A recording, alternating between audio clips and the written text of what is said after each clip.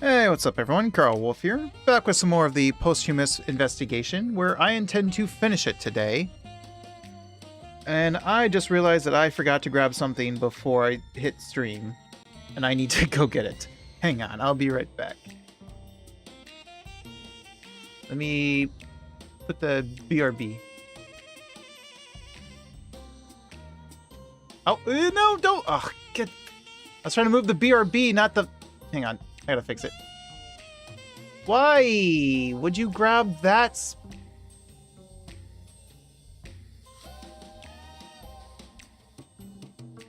I had it perfect. Down, down, come on, down. There. Now grab the BRB, you fool. BRB, thank you. Okay, I'll be right back. I forgot. Hang on.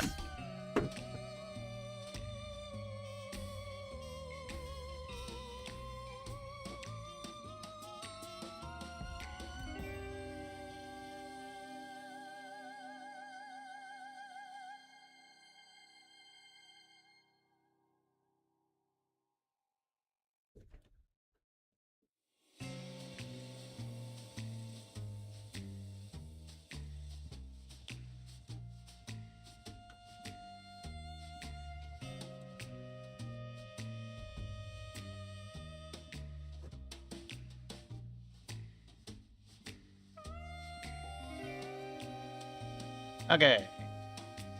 I got the thing. Hold on.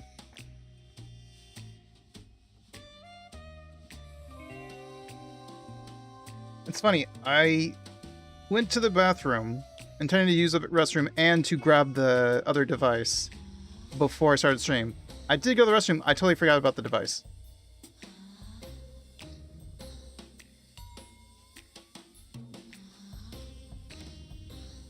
But it is important that I grab it. Because the device that I used to listen to stream finally turned back on. After like 2 months of trying to charge it, it finally charged and it came back on. And now I can use it to listen to streams again. And I really, really need it. Like off stream today, my internet disconnected like 4 times today. Like normally, if I lose internet, it's usually during stream.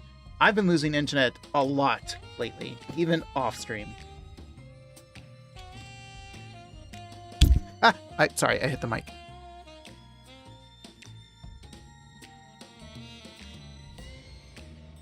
Okay, I am ready. Please stop highlighting that. Thank you. Let's investigate. Let's get to it. Let's hurry up.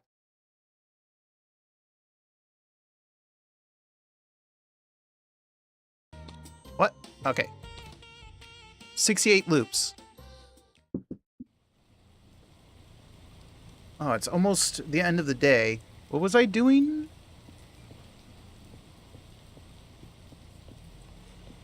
I saw the doctor. Yeah, right. The doctor's here. So he's just here waiting. But Crispum is currently busy.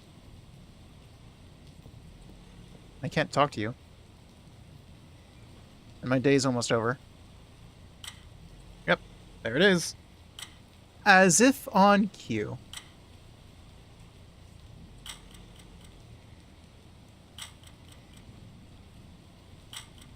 And there we go. I'm checking the audio. Audio... Okay, seems okay. It never reached yellow. Don't I have to talk to him about new discoveries? I do. Let's do it. A statement from the ghost of Borba. Or was it from Borba himself? It was from Borba. It's almost irrelevant. After all, living, dead, what difference does it make? Our friend Borba claims he saw the lights on at the pharmacy at the night of my murder. That is quite interesting. This pharmacy belongs to none other than Mr. Crispum. And that's not all. With the lights on, through the Through the cold window glass, 2 figures were visible. One of them was clearly important. What voice did it? Oh, the old voice. There were 2 people at the pharmacy that night, and one of them seemed important. Huh, more important than me. I won't waste my time arguing with a ghost. Or an old man. But things are getting complicated for our friend Crispum, aren't they? First, he's accused of not being trustworthy. Now, he may have been at his pharmacy, only a few steps from the crime scene. I always knew he was cunning. Smarter than he looks. Was it Crispum at the pharmacy? And if it was, who could have been this important person with him? We must uncover the truth. Of course. Proceed. Oh, the words of a man of science are indeed a balm. Economical, precise words. It must have been hard to extract them from him. Anyway, here we are. What did he say? About that wretched Crispum. The person who makes use of lies is seeking self-preservation.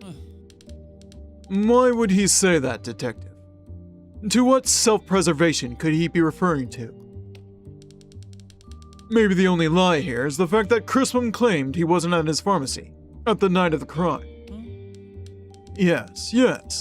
This certainly fits the other information the doctor provided us with, as thorough as an evidence can be. The doctor is obsessed with planning and registering every single one of his moves in his schedule. If the doctor wrote in his itinerary that he was at Crispum's pharmacy, that basically wraps up his lie. If it is registered in the doctor's schedule that he was with Crispum at the pharmacy, it means Crispum lied about not being there. The circle is closing in on you, my dear snake oil dealer. Just a little longer. We now know it was Crispum and the doctor at the pharmacy at the night of the crime. We must push the old man a bit further. Oop, that's it. I will push him then. I'll be back.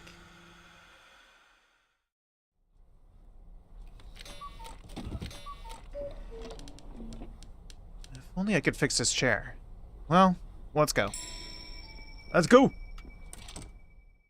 I don't need to get him in a Claire, do I? I need him singing like a canary.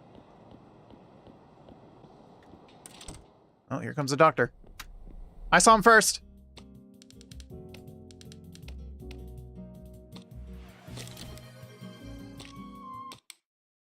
Ooh, not yet. The pharmacy lights. Hello, Jordan. Welcome in. Congrats on first. Thank you for daily check-in. And thank you for the alert.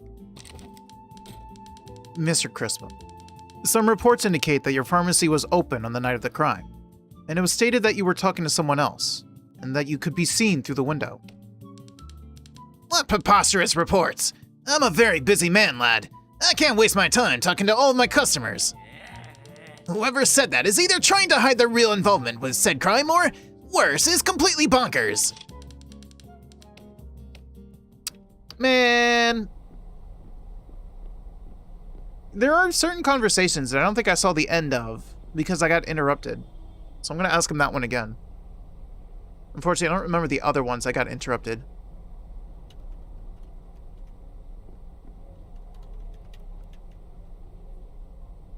I hope I'm not missing any information from the ones that were interrupted. Okay, back to what I was saying, sir. Interrogate. I don't think you told me everything I wanted to know about this one.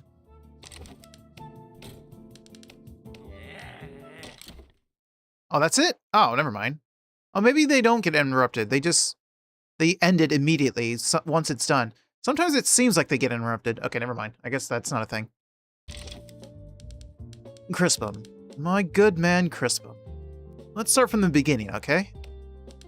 Last night, the night of Bros Cubus's murder, were you in your store? Young man, I'll tell you and anyone who wants to know. By that time, I had already clocked out. Really? So if you weren't at the store, where were you last night? I went to my cousin's house. That's right. What was I thinking? You can stop trying to trick me, Mr. Crispum. I'm not one of your customers. Your own cousin Virgilia contradicted you when stating you weren't with her last night. Why would Crispum lie about his whereabouts on the previous night? How dare you talk about how I treat my customers? I would never do anything to harm them. You're not denying what your cousin said. So did you really lie, Mr. Crispum? My trained ears seem to detect lies in everything you say. It does seem like you're trying to hide something. Hide? My boy. My businesses are all crystal clear, over wraps. Although I'm a senior man, I still have confidence in myself. I have nothing to fear. Nothing to fear. Not even a ghost? A ghost? What nonsense! And I'm the one being accused of saying Tommy rot. Yes, a ghost. The ghost of Quincus Borba. I'm not afraid of ghosts or the undead. Besides, what would such a lost soul have against me? I have news for you. Quincus Borba is not a lost soul, because he's very well alive. More so, he gave his testimony about your store. There were 2 people at the pharmacy that night, and one of them seemed important. The important person to whom Quincus referred to, is me. Why? Can we end it right there? This investigation of yours. I can offer you some discounts. I'm sure it'll be, worth it. You shouldn't lower your prices. Or your guard. First, you said you weren't in your pharmacy. And now you say you were. That the important person in your store was you. Why, detective, what do you want me to say? First you put my credibility to prove. Now you're listening to spirits like Quincus Borba. Mr. Crispum, I listen to concrete proof, and am guided by the lights of facts. As a matter of fact, I heard your pharmacy's lights were on until very late last night. All right. I was indeed in my store last night. Unlike the city's big shots, I'm not a man of material possessions. The only thing I have is my establishment. Anything that threatens my work will make me defensive. I'd say it's not your job that is being threatened. Speaking with a specialist of the human mind, Dr. Barca Marte, I've obtained information that corroborates with my line of inquiry. It was said, The person who makes use of lies is selling self-preservation. Would you be protecting your shop? Or protecting yourself from the possibility of being named as a potential murderer? But, Barca Marte, did he say that about me? How did he say it? Is he here? Did he come to get me? Calm down, Crispum. Barca Marte is not here now, but I know he's been here with you last night. That's what he wrote down in the doctor's itinerary, after all. It's true. It's all true. Last night, I was in his abominable presence, like usual. He has an awful habit of getting his medications late at night. I hate having to negotiate with the most feared person in all city. And know that Bros is at fault for this. Bros Cubus. And why is that? I waited all my life for an opportunity to do business with a big shot like Bros. When I finally got it, my boy, I realized how foolish I was. The plaster was a scam. If to be successful you need to lack scruples, then I'll live in obscurity. That was when I ended my partnership with Bros. But when I finally did it, it was too late. Barca Marte had already noticed I existed, and now he won't get out of my life. I'm scared of him to death. I can see it, Mr. Crispum. Now, why did you lie so much about last night? After all, if you were really with Dr. Barca Marte, this certainly raises suspicions, being so close to the victim and lying about it. So tell me, Mr. Crispum, would you, a medicine... Oh, I just realized I'm not even listening to...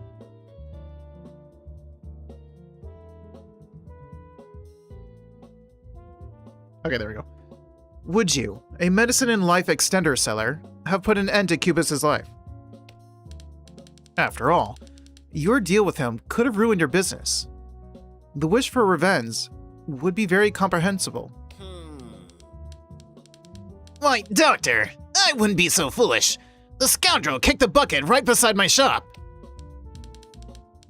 I admit, I saw that ruffian Bros entering the back alley, but that's all I saw. Or do you still think that I would be bold enough to kill him and leave his body right there? True. In the end, if you want to incriminate me, you'll need more than my quarrel with Bros for it. I could never succeed with the plaster, but Bros also never did and never will. By lying repeatedly, your credibility is in shambles, Mr. Crispum. So trusting your words becomes an impossible task. What we know, after disproving your story, is that you were at the crime scene, and that you had a motive. Therefore,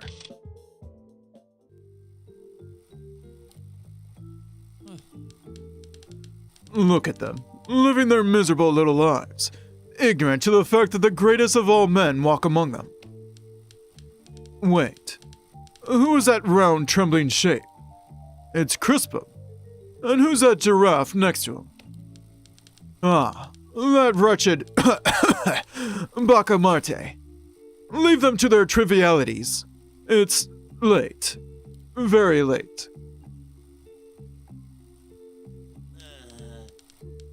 Dr. Bacamarte, did you hear that? Well, I'll be. I could have sworn someone shouted my name. no, Mr. Crispum.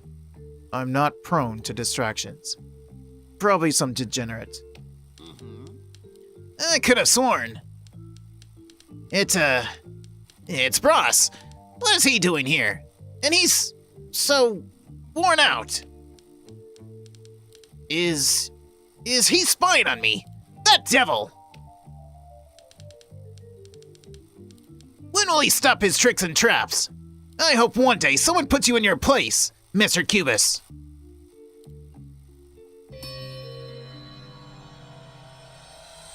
Let me drink some water.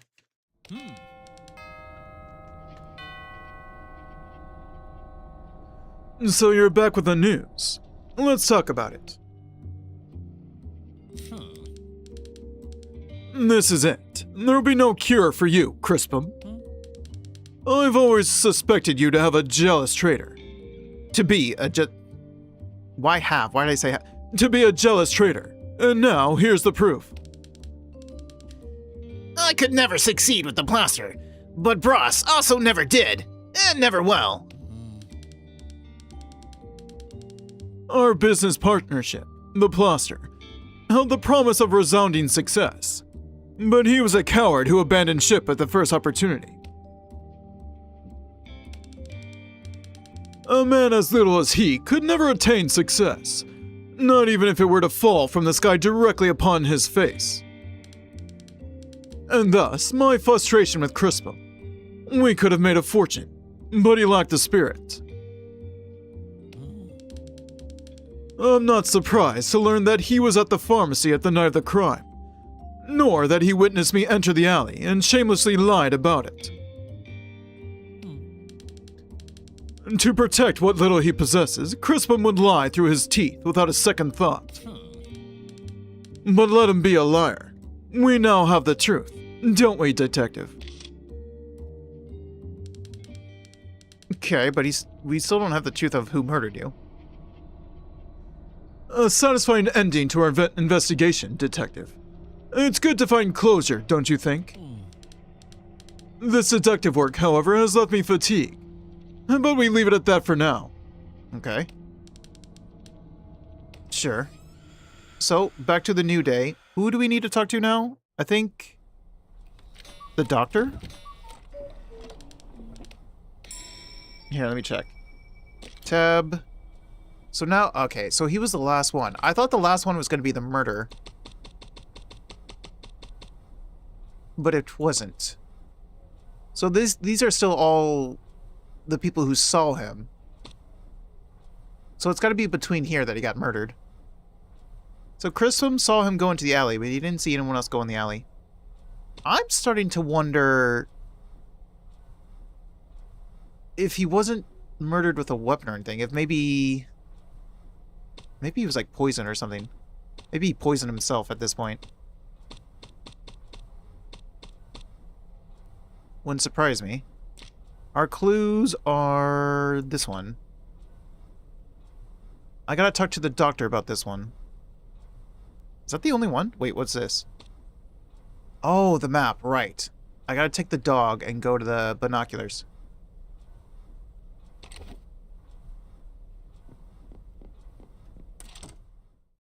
Don't I wait? Don't I have to do it early though? Whoa, hang on. It's 9 a.m. already.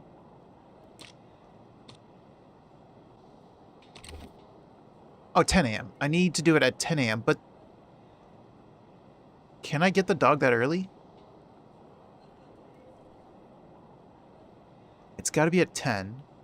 And then I just got to keep going through the whole day. And then 9 p.m.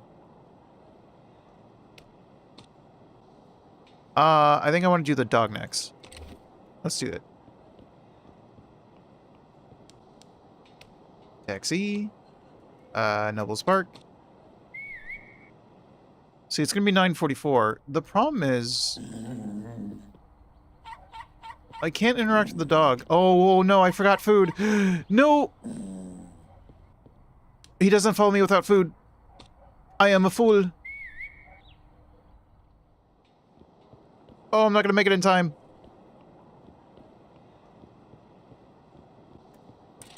I may have to start... I might have to do this on another day. There's no time.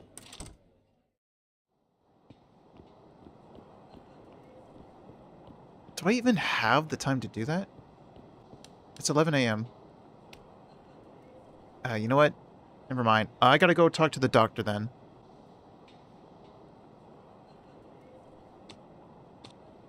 Which I won't be able to do until later. Although, who else can I talk to about... So the Borba is the one who told me about this, and I've already talked to him about it. The pharmacist doesn't want to talk about it.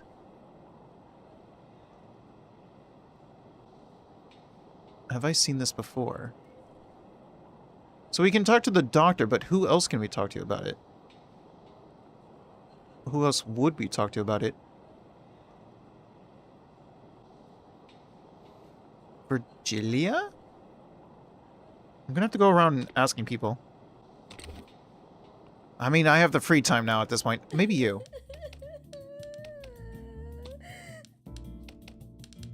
I have questions. Maybe. I do not have questions. Never mind. Never mind. I already know I can't talk to the pharmacist about it.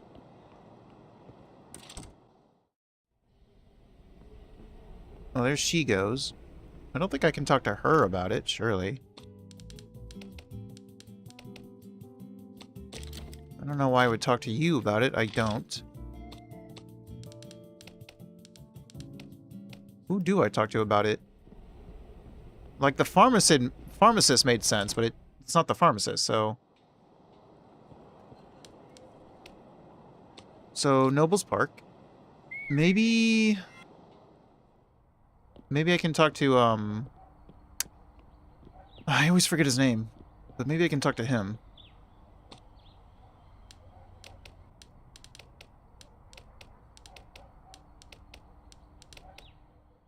Rubio. Maybe I can talk to Rubio. What? You just let me in! Alright, she's gonna go to the cafe. And I'll talk to Rubio. Knock on door.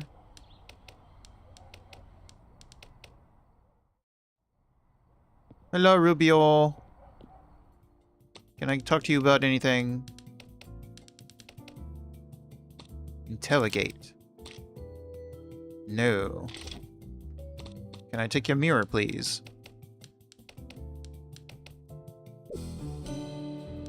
I don't know what I'm going to do with it, but... What do I give to those other guys?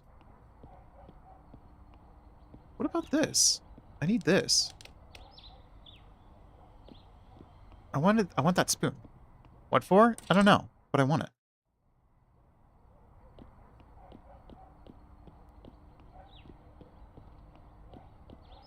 Who do I talk to? Maybe I should talk to Chris?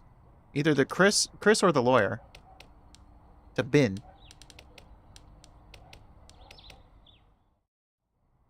Somebody's going to talk to me about it.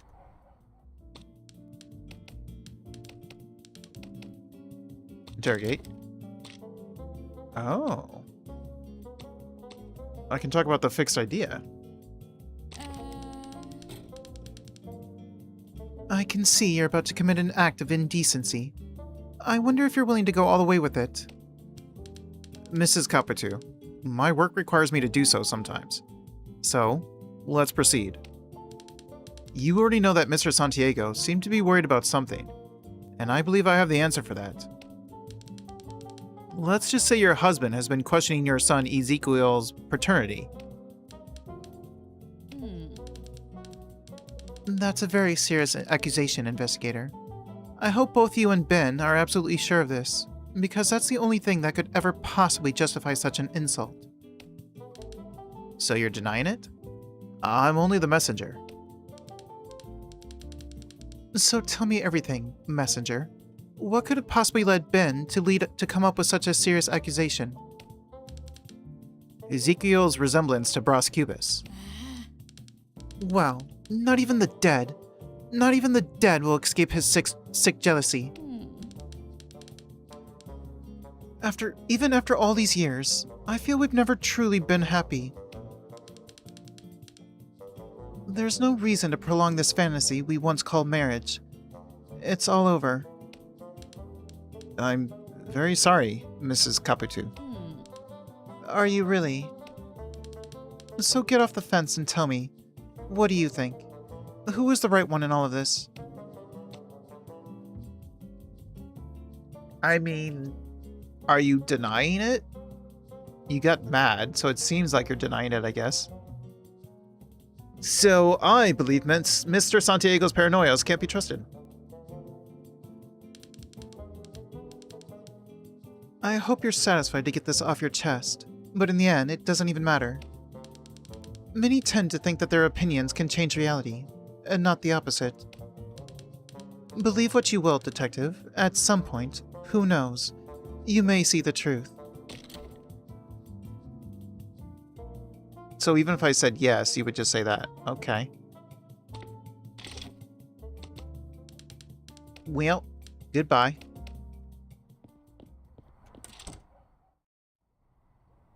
So, where do I go now? Ben's not going to be at the office anymore. And someone's about to get arrested, so I can't talk to her. It's too late to talk to Chris. We'll just go to the harbor. And we'll talk to Ben.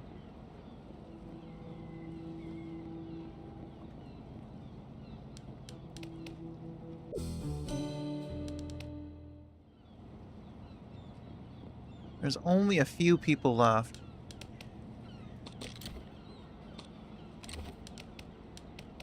Let me in. There's Ben.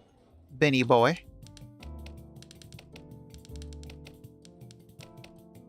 Interrogate. Okay, so it's not you either.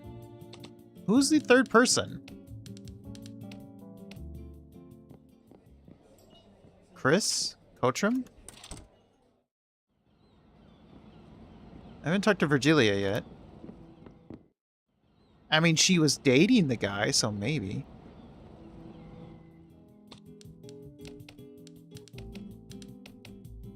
Interrogate.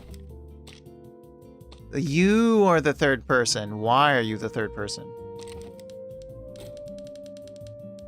Mr. Coachram, something tells me you can help me with a certain medicine that's been circulating around. Me? Why do you think that? What medicine are you talking about? I'm not a doctor. You don't have to be. I'm referring to a product called Plackery. I don't know how to pronounce it. Have you heard of it? Is it placery? Should I say placery or plaque? Don't know. It's in everyone's mouth, and I wish it was just because they were talking about it. But they're talking, right? That's what matters. That's what every merchandise needs to sell well. Whoever's behind it is getting some dough. Heh. That's all you have to say about it, huh?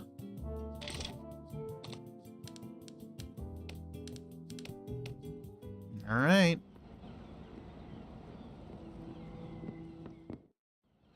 I want to do the binoculars, but I don't have the dog.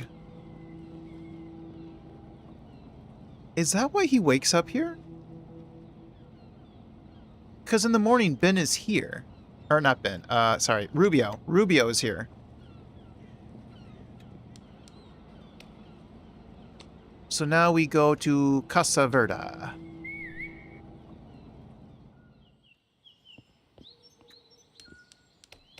Is that his car?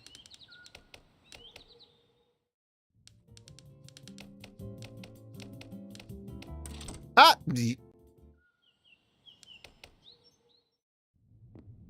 Yeah, there he goes. What? Whoa, what did I just see? 6 p.m. I have nothing more to say to you, unless you want to see the mirror again. Because I showed him the mirror before, but that was before I had the ability to interrogate him.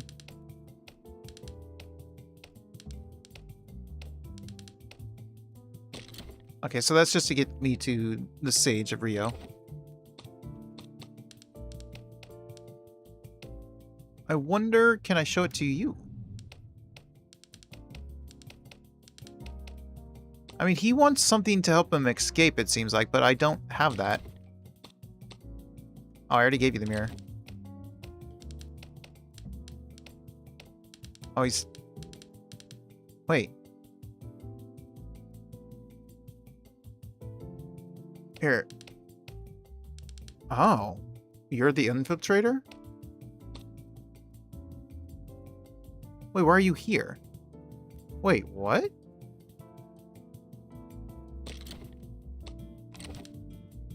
Why are you showing me this?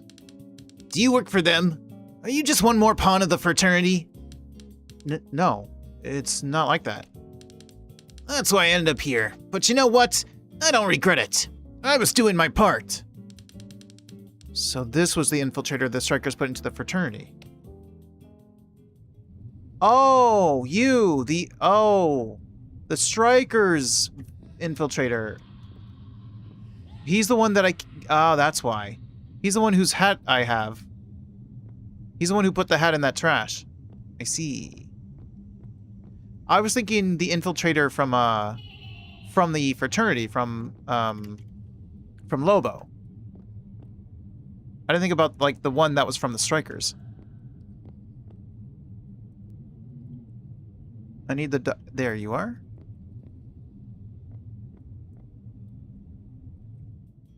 Straight to the point.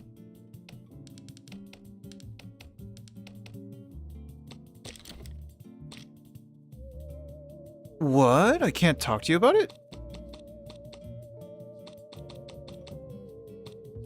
You aren't even one of the three.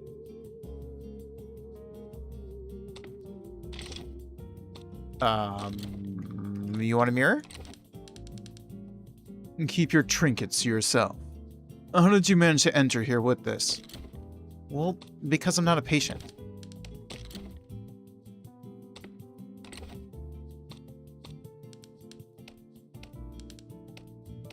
I will be careful. Because I can actually leave. You aren't one of them. Interesting. Is it too late to talk to her? I think it is.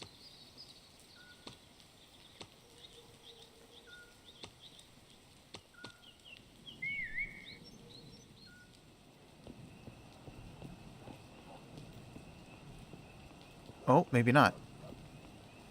Knock on door.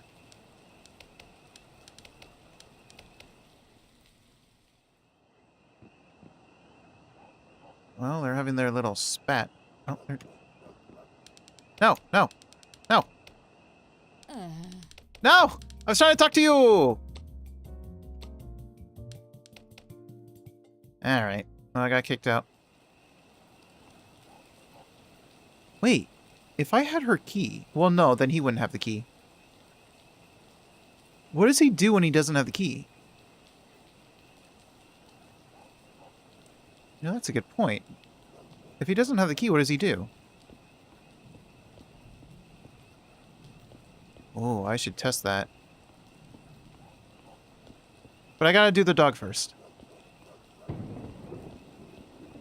There goes Coachrum. I don't think there's anyone else to talk to.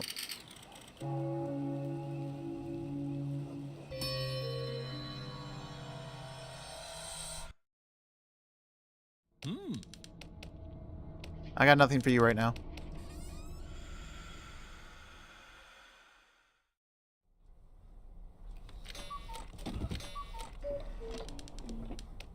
There's nothing like one day after another. Except there isn't another day. Well... I need food. Run! I need doggy food. I won't take your eclair. I just need the Sammy Witch.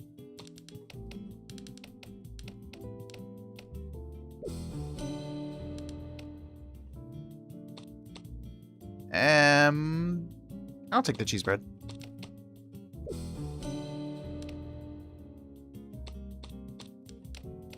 I don't need the coffee.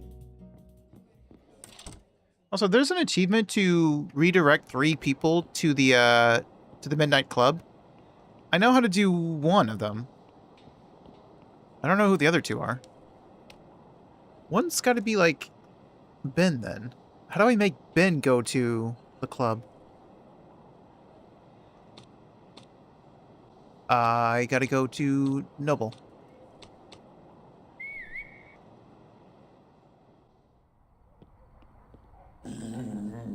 I need him to show up soon. But then, like, I need him to show up and I have to quickly get to the harbor.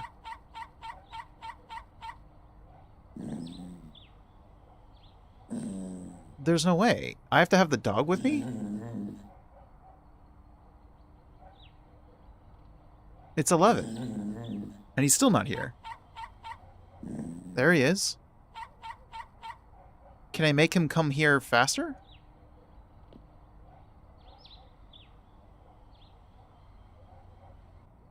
How do I get the dog sooner?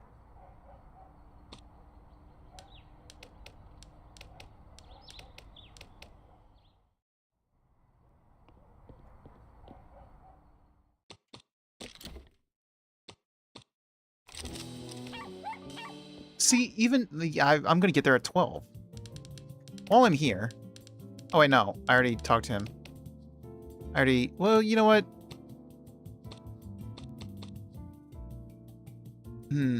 I'll take the key.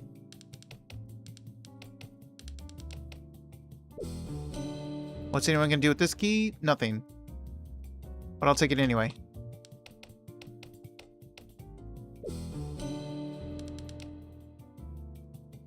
What if I showed it to Chris?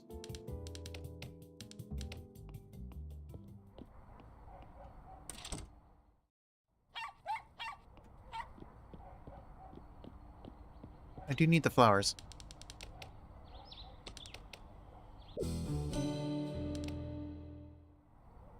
I do need to talk to Virgilia, because it's already too late.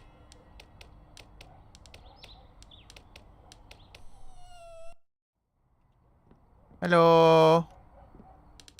Can I ask you about stuff? I cannot. So not you, then. Probably Chris, then. If Coachrum talked to me about it, then it's gotta be Chris. I gotta hurry.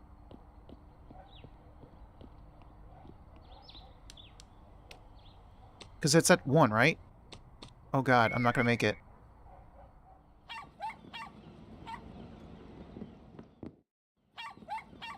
I'm not gonna... I didn't make it. Hmm.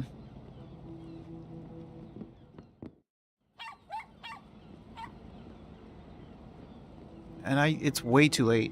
Tab. It's gotta be Chris then. If Coachum talked to me about it, it's gotta be Chris. And then this thing. It says 10 a.m. But I have to have the dog. I mean, it can be like late 10 a.m., but it's gotta be before 11. By the time I've got the dog, it's 11.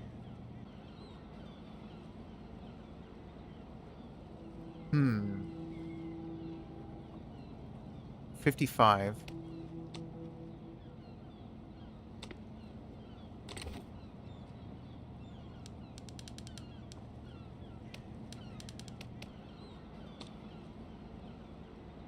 What's at 55?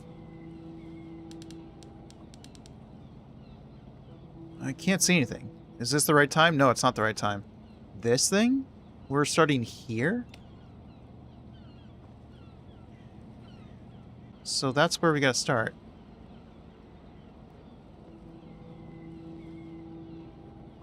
Well, there goes Ben. I got nothing for Ben. The other one was... Oh, you don't know what time. Oh, wait. I need to use a pier binoculars at the harbor to... Yeah, I know.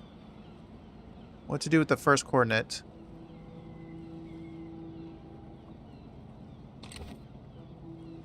$160. Hang on. Oh, it's 2 already. 160.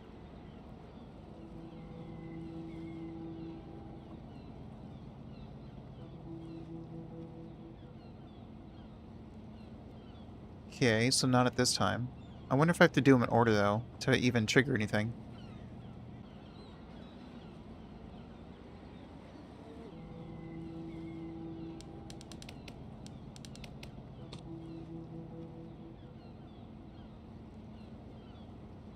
So not at 3. It might be that I have to do them in order, though.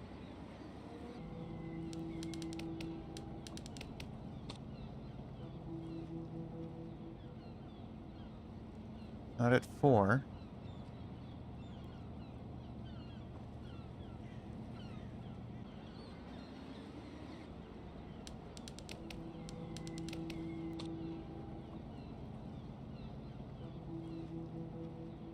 Not at 5.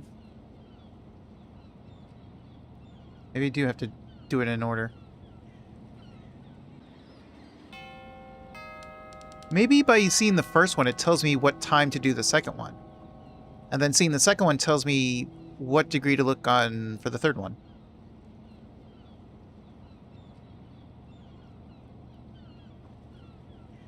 I don't know how, but maybe.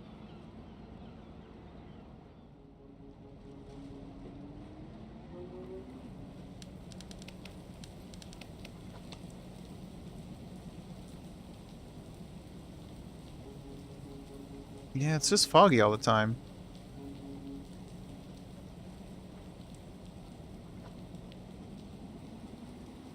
And now it's 8.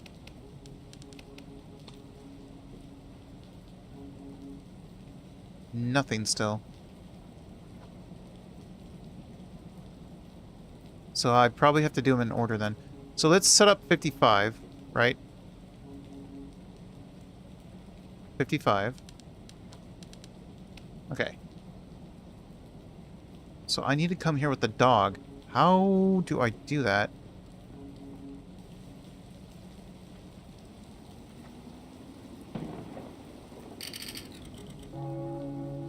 Maybe if I come here and tell Rubio to go home immediately?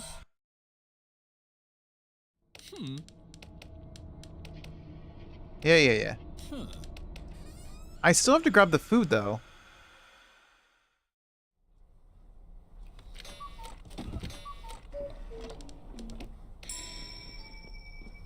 No matter what, I need the food to make the dog go with me.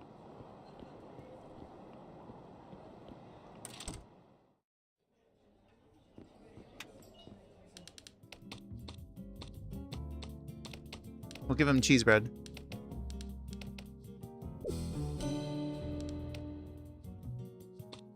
Okay, escape. I'm done with you, sir. Thank you. So if I go to the harbor, can I rush Rubio? It seems unlike I ran the wrong way, probably.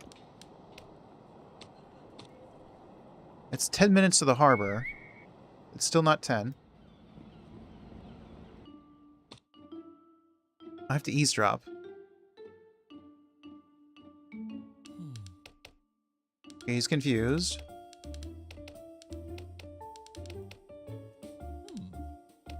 Yeah, you saw Borba. Now go home. See, it's almost midway. And then go to Nobles Park, where it's 10:46. And he's not even here. How am I supposed to get to the binoculars at 10 a.m. with the dog?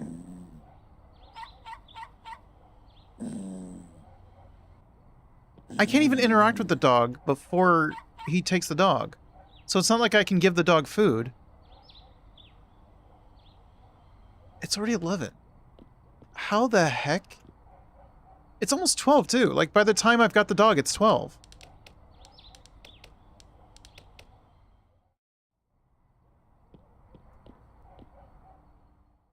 Show item. Cheese bread. Run. Maybe it's a typo. Oh, we're wrong way, wrong way, we're wrong way. Nope.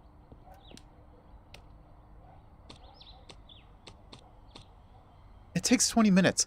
How? I have to grab this dog at 10. How do I do that?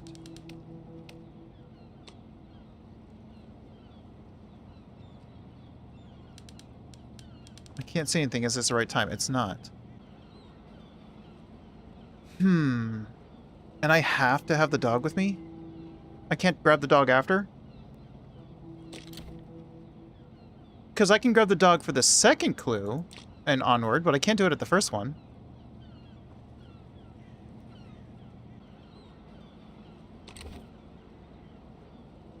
Yeah, we have to get the dog first. Get the dog, go to binoculars, 10 a.m., whatever time, 9 p.m. I can't get the dog that early. Oh, wait.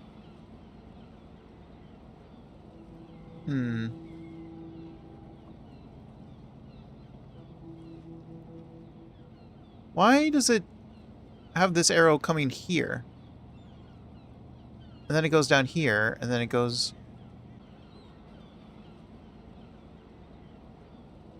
Maybe I don't have to have the dog for the first one?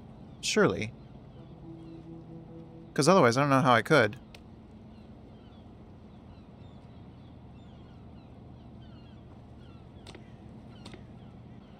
The presence of the best friend is essential. But it's not possible. Okay, well... Let's go talk to Eva. Oh, no, no, no, no, no, no, no. Let's go talk to Chris. No, let's talk to Chris! Chris, please! Stay in there! Oh, he came out. It's too late. Okay, I can't talk to Chris. I'm gonna go talk to Eva. Before she gets arrested.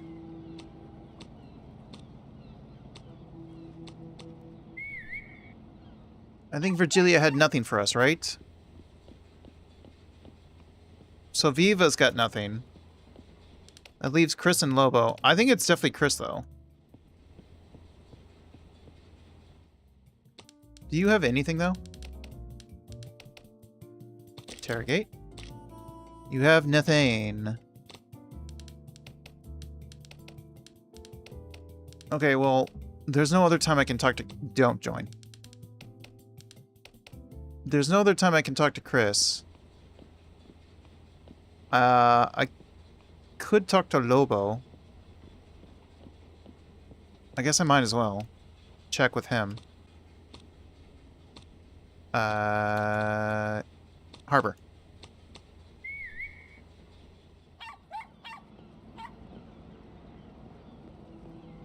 And there goes Lobo.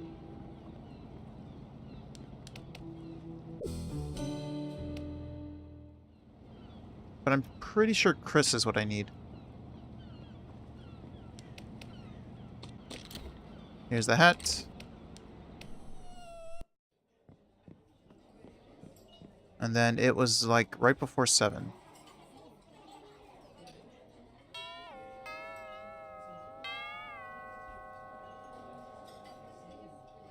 There he is. Can I ask you anything?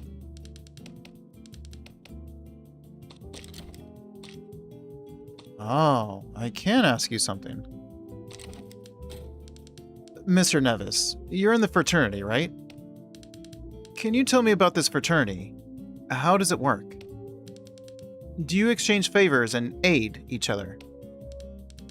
And dear voter, that's what a brotherhood is for. If a fellow member asks for help, I must help him without questioning.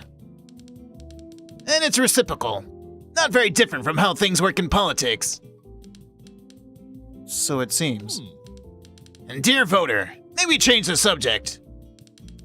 I have many places to be, and this talk is going nowhere. Okay, thanks. I think that's all I can do. I need to talk to Chris. I need to do the binoculars. The binoculars are more important, though. I just don't know how. Speeding up. New day.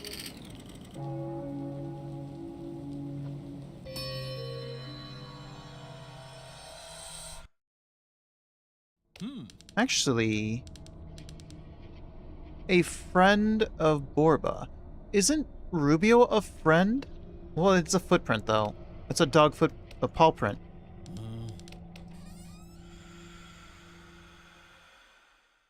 But Rubio is there at 10. So maybe if I just go there now. Harbor.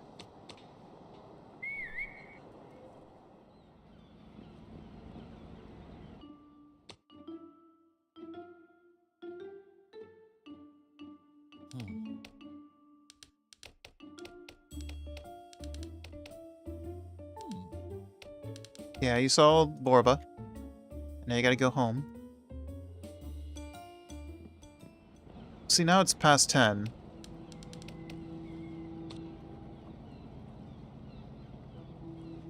There's just no way, though. Oh wait, we don't need the dog.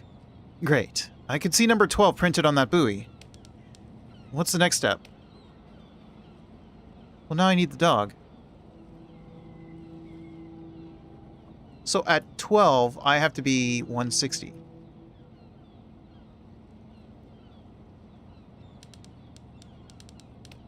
No, it's not the right time.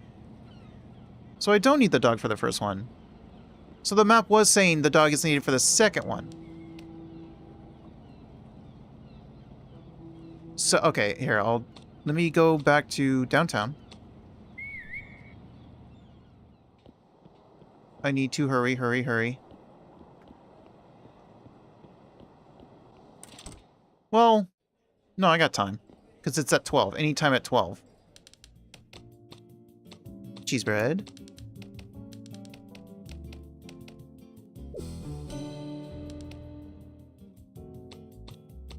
No, I don't want to deal with him.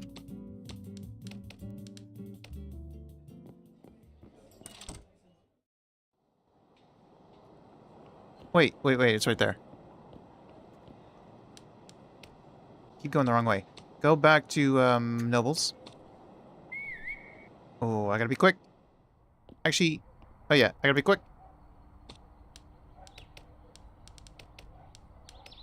Just let me in. Give me your dog. Let's go. Wrong way.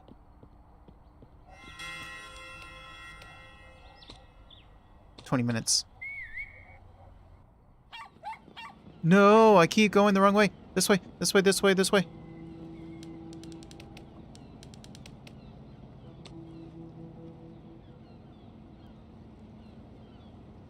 Now how's...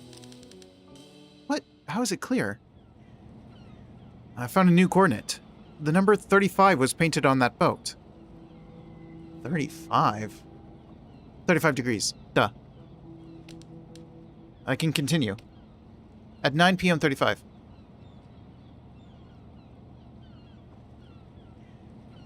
Hold on. Chris. Hold on. Wait, Chris. Chris, no, please. I'm on my way. No, please. Enter. No, don't kick me out. Ugh.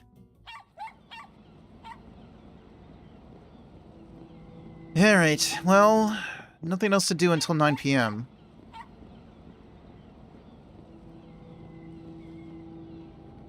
Let's see, tab. Okay, so the map was saying... So I noticed this. So it says dog, and then arrows to the eye. And then that same arrow is like here. So this was separate from this path. This is just a secondary thing that leads to this. The dog to this and this to this. And then the dog path continues from here.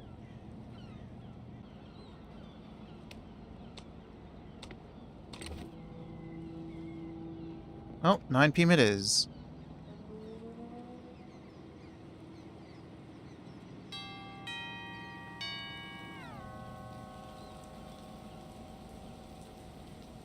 And 9 p.m.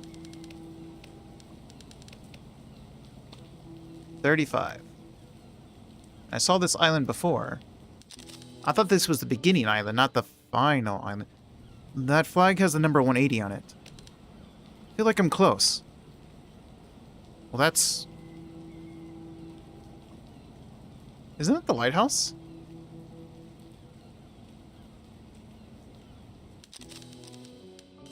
So, this is where the Humanita treasure is buried. Now I need to find out exactly where. I need the dog. I hope that Humanita's best friend will help me with this. Wait, did I even need the dog with me at the binoculars? Or did I just need the dog for the lighthouse?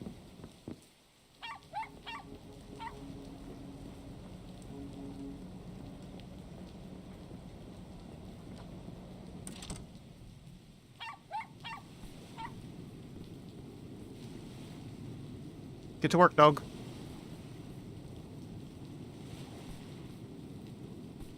Oh, right here. So, is the Humanita treasure anywhere in this lighthouse? Make them dig for it. Quincus, your owner told you you know what to do, so...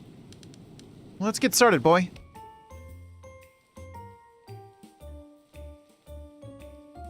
He's a diggin'. Dagger? Was the treasure a dagger? Why does Quincus think this object is so special? Where are you going? Hello?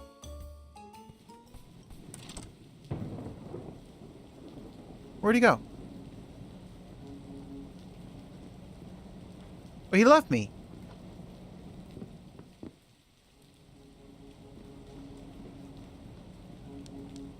Taxi. Do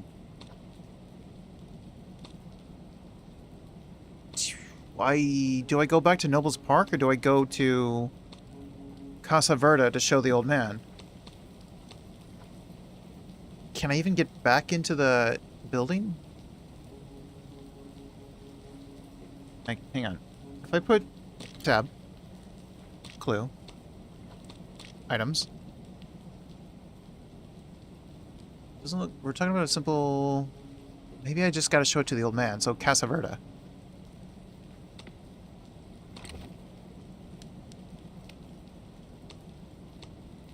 so let's go to Casa Verde. Quickly! Quickly! Actually, now that I know where it is, couldn't I just grab it early? Should be. Hey, you.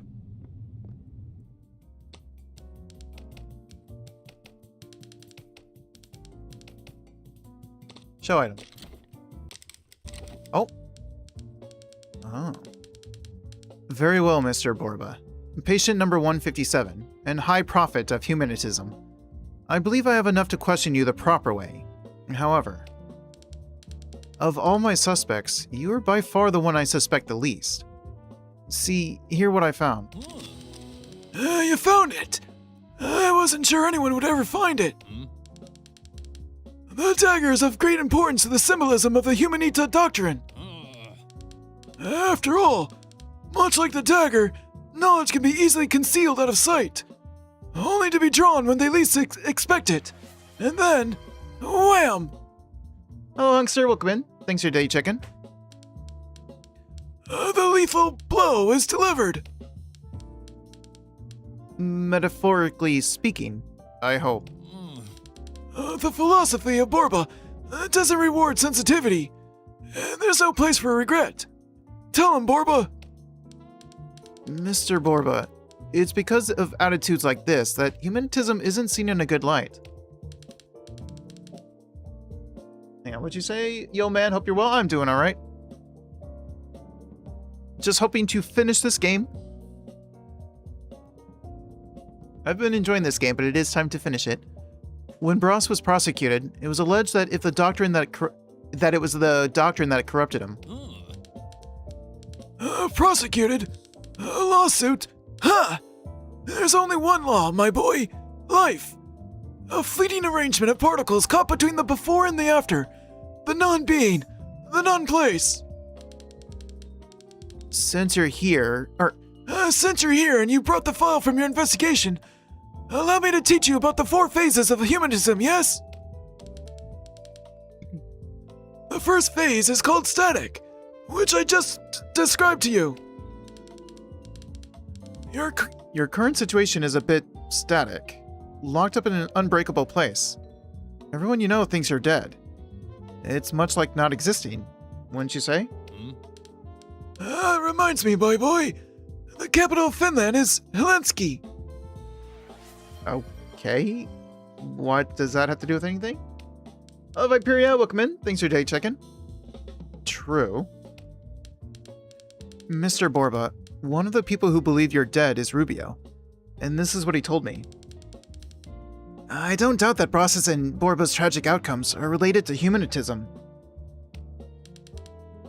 By tragic ending, he meant your demise. A tragic ending is related to humanism, because everything is related to humanism.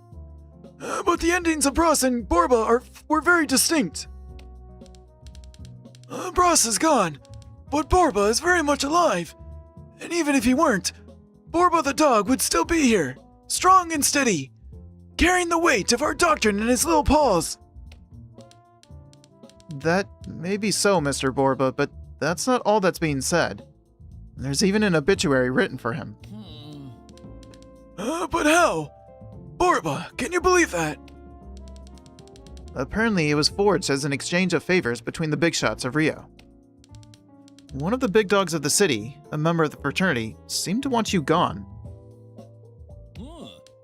You see, Borba, so it is true. If it was a forgery, then you aren't truly alive. Where did you hide the champagne? We must celebrate. What? You drank all of it? Quincus Borba, you old rascal. Mr. Borba, doesn't it affect you to know that someone on the outside was eager for you to disappear? Let's continue our lesson, my boy. As you can see here on the board. Bored? As I wrote just here, the first phase is the static phase. Borba, the chalk, please. I feel 2 things for whoever benefited from my disappearance. The first one, admiration. After all, What they did to me was nothing more than a demonstration of the second phase of humanitism. The expansive phase. Ah, goodness, this is some good chalk. In this phase, one moves from the emptiness of the static phase and finds desire, the need to have something. In this case, the something in question was Ben's desire for me to be dead to the world. You know it was Ben who put you in Casa Verde? How did you come across this information? Bros told me, the day he died. I can't wait to personally confront Ben about it. It'll be a wonderful dispute. Does the drawing on the board look like Ben? Borba, this chalk is not good, and it tastes bad. You just said it was good. Well, that's true. Ben was the one responsible for it. When I talked to him, this is what he told me. And Quinquis, Borba's influence was very harmful to Bros, and it was a question of time for a fatality to happen. A typical attitude from someone not initiated in humanism. A coward, stuck with modesty, stifling their true desires. So modesty is a bad thing. Well, this takes me to the second feeling I felt towards my conspirators. The third phase of humanism is called the dispersive phase.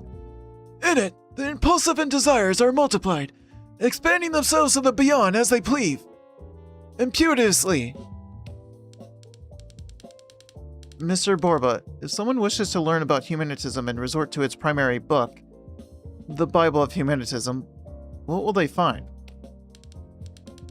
Nothing but blank pages. How will your knowledge prevail? The power of knowledge, Detective, isn't just in words, but in actions. Have you ever seen water boiling? The bubbles are made and unmade continuously. Everything, however, is water. Hello, Saucy. Welcome in. Thanks for your day check-in. We, you, me, Borba, we're bubbles. Temporary phenomenon. Bubbles of the same liquid. You mentioned that knowledge is in action, not words. So what is the meaning behind your actions, Borba? Why is there a buried treasure? What's the meaning behind the ornate box where the dagger was kept? I have to ask, did you kill Bros Cubis? Because of the way Cubis stained the name of your doctrine, had his lawyer locked you up in a sanatorium? You only see the truth if you wish to see it, Detective. But I'll give you a little hint. After burying the dagger, I revealed its existence to Bros. Borba knew that Bros, out of sheer greed, would look for the treasure. The message behind the relic would be clear for any self-respecting humanita. A dagger, like any other weapon, is nothing more than a means to overpower your enemies in war. I see. I think. But if Bros is the winner in the story, how could he have been the victim of a crime? It seems to me he was defeated. By whom? Precisely. We've arrived at the last phase of the Humanita Doctrine, my patient student. The shrinking phase, as Borba named it.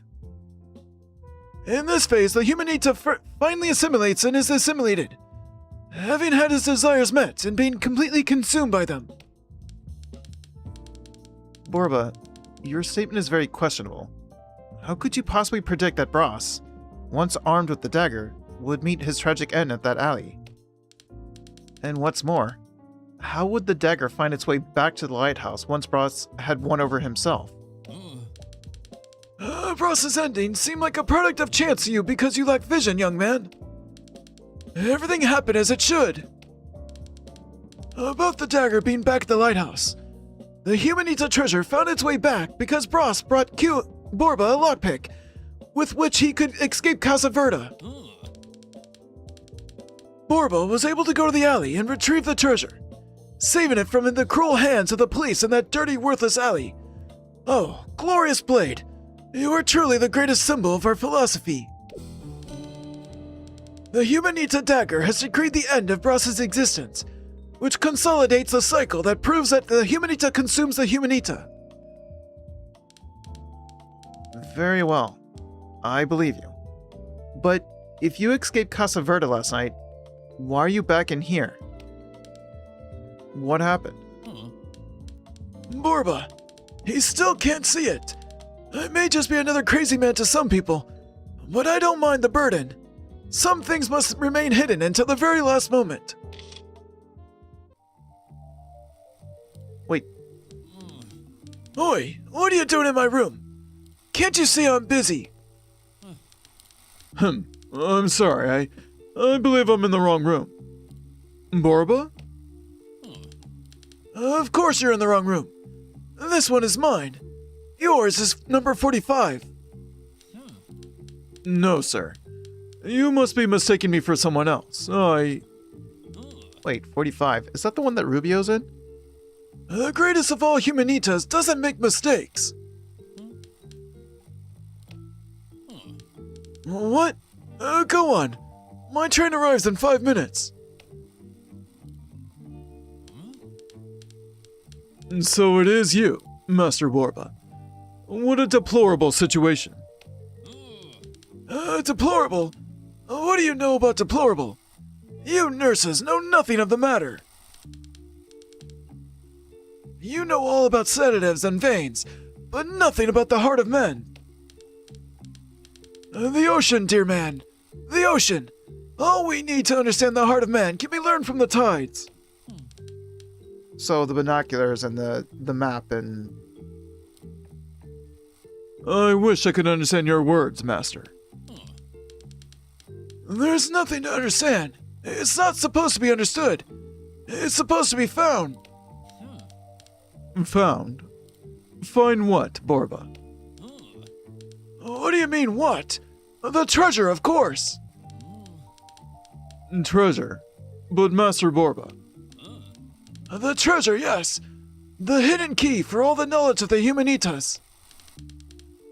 This artifact has the power to protect anyone from all evil. From every danger. Well, he still died. Oh, yes. You're referring to the metaphorical key. I see. No. Only the weak without fingers to manipulate the truth appeal to metaphors. I abhor metaphors. The key to which I refer to is real. It's buried next to the lighthouse. Right there for the taking. What? You just tell him.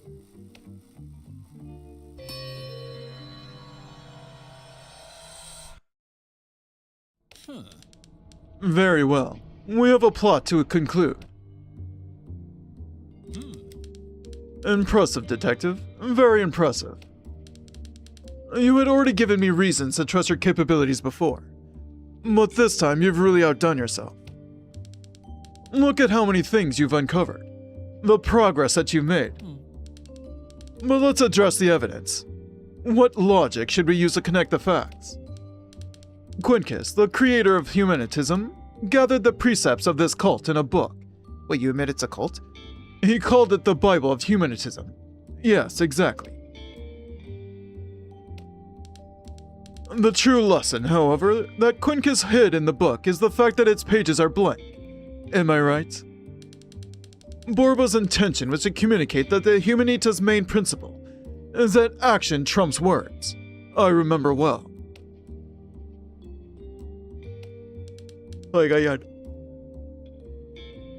But there's more, isn't there, Detective? Exactly. Although Borba believed in actions, his faith didn't keep him from possessing secret treasures and relics. There was a tale about the existence of a precious treasure, hidden in the city, that could unlock the doors to the true teachings of our doctrine. That story would remain untold if you hadn't uncovered that Virgilia saw me carrying this precious object. Exactly, Detective. I found it. The Humanita treasure. This little box was nothing less than the Ark containing the greatest of all of the Humanita's treasures, and I had it. The ceremonial dagger, of course. Borba's final message. Can I do anything with it? The dagger is a weapon with which one may cut open a new way, hurt their opponents. At the same time, much like knowledge, it is light and can be hidden inside one's garment. Who among the passers-by on a busy street could tell who's carrying a sharp dagger and who isn't? It is the same with knowledge. Magnificent, detective. We're very close to finally solving the mystery of my death. What? What did he say? A Humanita dagger has decreed the end of Bross's existence, which consolidates the cycle that proves that the Humanita consumes the Humanita. He believes the Humanita dagger was destined for this end. If Humanita devours Humanita, does that mean I was nothing but a tool to prove the logic of this doctrine? But that's absurd. I'm much more than that. If Borba thinks I was nothing but a pawn in his chessboard to prove some theory, he's mistaken. I am the protagonist of this story. Oh. Detective, I confess I am a bit surprised by this statement. All of our investigations up till now have been little more than an excuse for me to dig up the dirt on the people in my life, rather than uncover anything about my demise. So I've noticed. The statement from Borba, however, you almost found out the truth. Ahem. I believe we've reached the end of this story, huh? After all, could it be possible that I was murdered by someone other than him? Other? Wait. What do you mean? Are you saying you were murdered by him?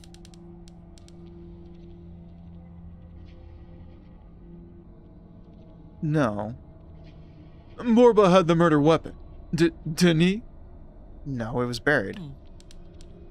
So that's it then. Congratulations, my boy. You've discovered the murderer. I never thought I would see this day, but it has come. I'm not done though. I haven't finished with Chris, right? And I haven't finished with, who else? There was somebody else, wasn't there? There were like 4 people left. I just did 2. I did Crispum and I did, Borba. But there's still the doctor? Yeah, the doctor. What? Of course we have enough evidence. Believe me, detective, I might have been harsh on your ability to do your work during our many encounters, but I know a finished story when I see one. Thank you for everything, and No, I'm not finished. rest. Yes, rest. And don't investigate further, you hear me? What? You want me to stop? Did you remember? No, no, no, no. Hell no. We're not done. Space to wake up. So if I let it play out.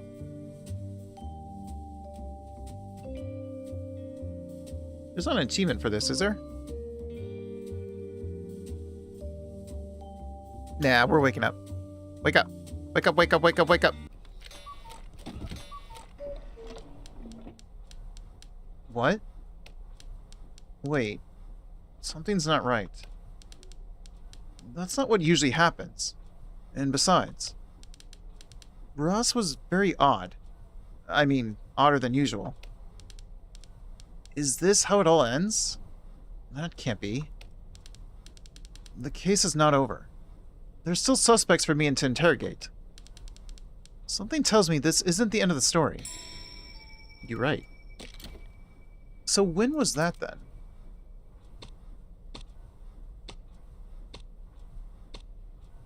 So there should be... Oh, there's not a blank. So it has 4 p.m. After you left from the industrial block, you went to Casa Verda.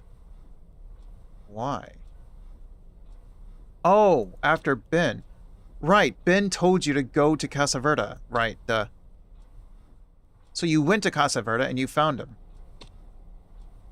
So this should be talking to the doctor, shouldn't it? And then Chris. This should be Chris. Because then you go to the harbor. Yeah, you talk to Chris and then you get into it with Coachum. So this is the doctor, and this is going to be Chris. So I just have to talk to Chris about the medicine. Is that it?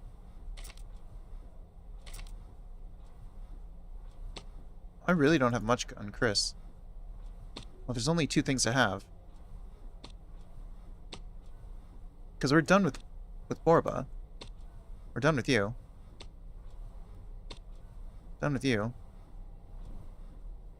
Because you had 4 things. Chris only has 3 things. Oh yeah, the doctor just needs the one final thing. Okay. So I don't know how to deal with the doctor. I guess Chris will help us lead to the doctor.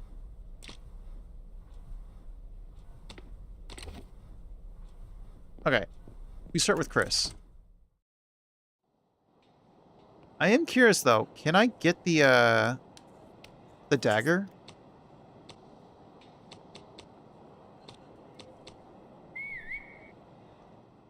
I'm gonna try.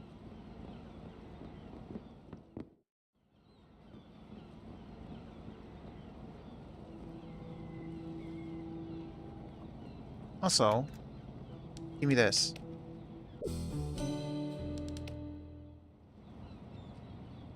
Maybe if I had that when I give it to him.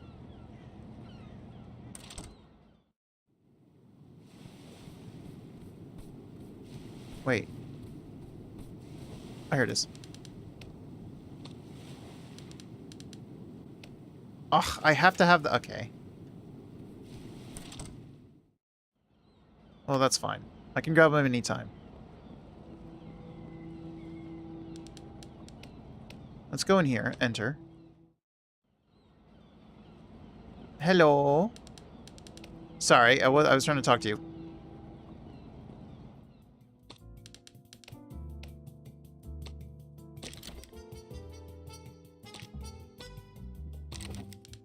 Still don't know how to pronounce this. Chris Straw, what can you tell me about Placry? Placry? Well, Culture must have let it slip, the careless fool. I see you've been to Casa Verda. My product is a huge success over there. But know that it is a strong medicine. Trust foot.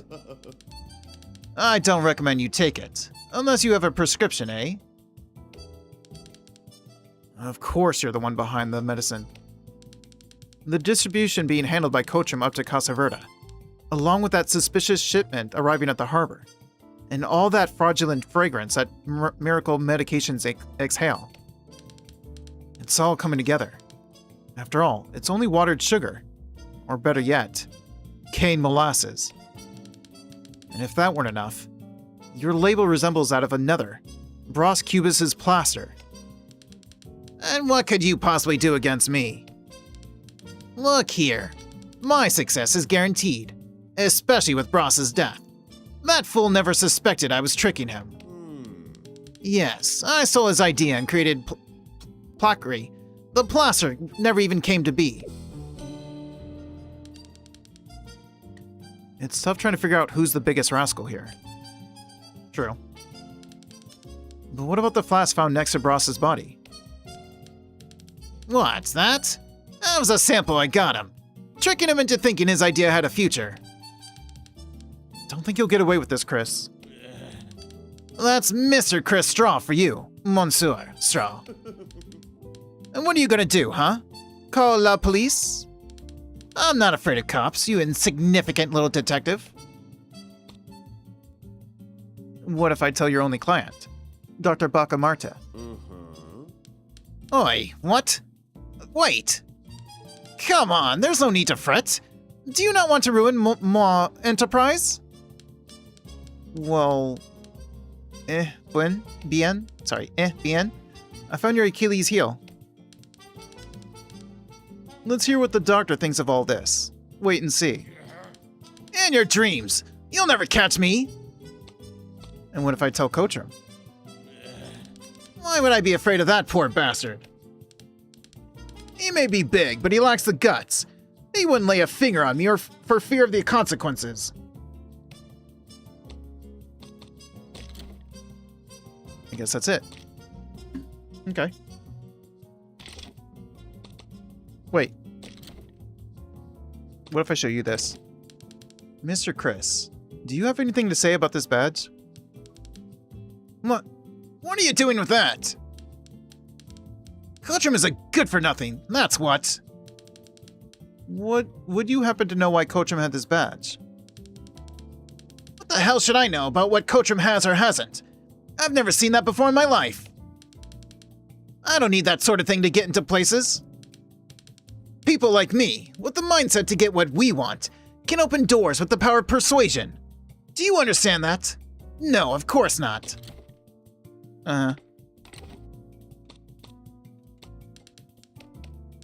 Goodbye, Mr. Chris. Okay. We have something new. And it only needs one person. The doctor. And then we can finish with the doctor. We haven't finished with Chris, though. Maybe by talking to the doctor, then. Wait. You have something left. Wish I could talk to the doctor right now, since he's right there. But I can't. I do want that key. Or not the key, the dagger. So I gotta go back. No, I need food. I gotta go back downtown. I need to grab food.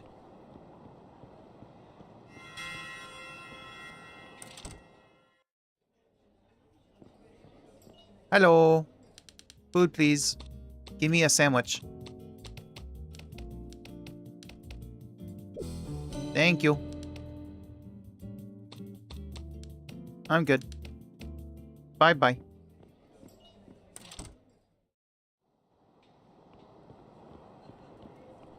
Why do I always run this way when the taxi sign was the other way, much closer? I am a fool.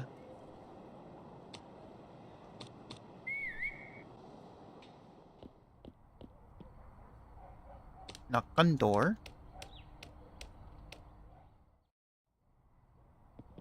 Come here, boy.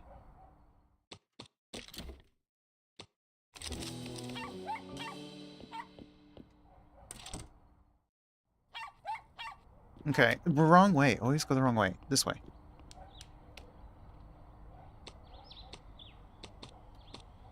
To the harbor.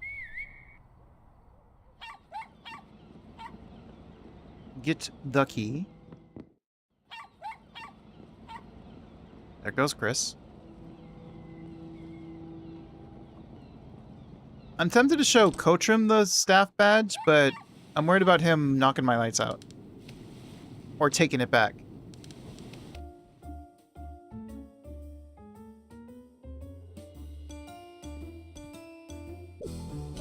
Thank you. And then the dog's gonna go away, right? Yep. Right back to Rubio, probably. Speaking of, I want to show the dagger to Rubio. I want to show the dagger to everyone, honestly.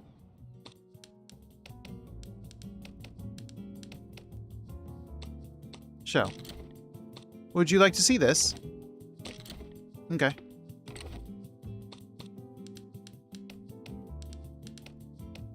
But mainly Rubio. I wonder if Rubio would know anything about it. He shouldn't, but... Oh, there's Lobo. Going to go arrest Eva.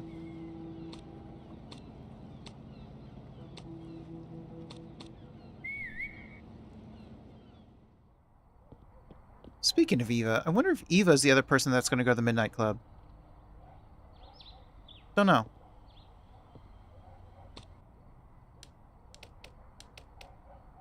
Oh, he's not home. Is it already... Well, he's not home.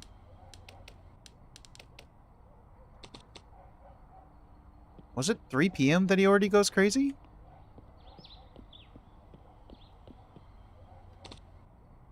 Also, what's with this whole, like, try to open? I've never gotten the key for this place.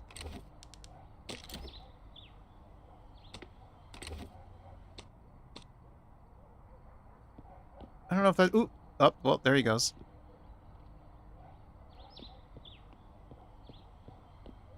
I didn't get to show it to him.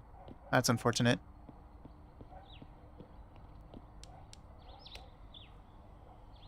So I guess we just gotta go talk to the doctor, because there's not really anyone else I want to show this to.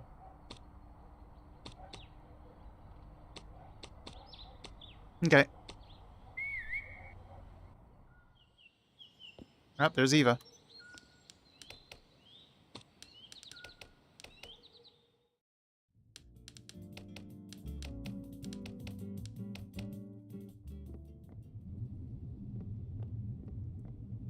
Wait. Oh, I missed it.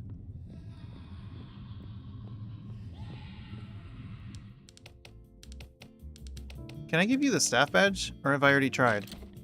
I have. Want a dagger? Maybe I can give him a thing, just so that I can give him the hat and get that achievement.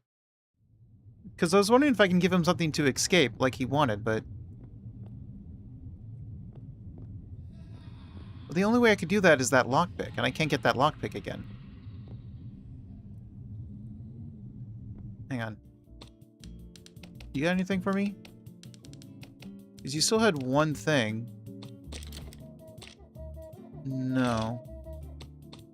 There's still one more thing for you, though. Nope, sorry. I didn't mean to talk to you again. I was spamming.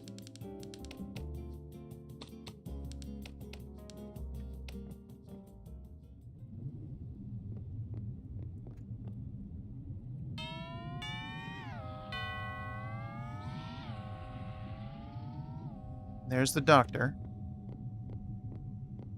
Alright, Doc. Straight to the point.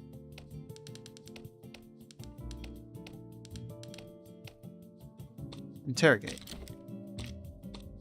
What can you tell me about this? Dr. Bacamarte. I could observe that among the medicines used by Casa Verde is one known by the trade name Placri.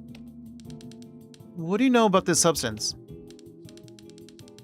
Mental note. Check on the institution's cabinets, security, and if there was any violation. The question about our pharmacy is quite unusual, but I will answer it to satisfy your desire, Detective. All medicines go through a rigorous method of evaluation. It is called Dr. Bacamarte. Dr. Bacamarte? You mean you named the methodology after you? Incorrect. I would never make such a gesture of egotism to name a creation.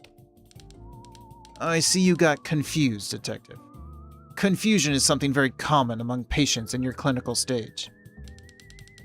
What I meant was that the method of evaluation was myself, Dr. Bacamarte. All medicines need to be approved by me. I observe the color, consistency, smell, and even taste. Know that nothing goes unnoticed by Dr. Bacamarte. So, you confirm that you approve that Placri, right? Evidently so. Just like all the other medicines used in our institution, it went through my rigorous evaluation. I can vehemently attest that Placri is a certified medication, widely used throughout our institution. Interesting. Did that plaster also go through the same evaluation criteria? Don't be naive, Detective. The supposed plaster was nothing more than a deception, a product of Ross Cubus's disturbed mind. In this case, a laboratory analysis wasn't even necessary. The history of fraud by the author of the plaster excluded the need for a posteriori evaluation. I would never accept such an affront in Casa Verde's pharmacy. Doctor, I have some awful news for you. See, this is not a criticism of you. I mean, it is. Kind of. According to my investigation, the plaster is part of Casa Verde's medicines because it and Placri are the same thing.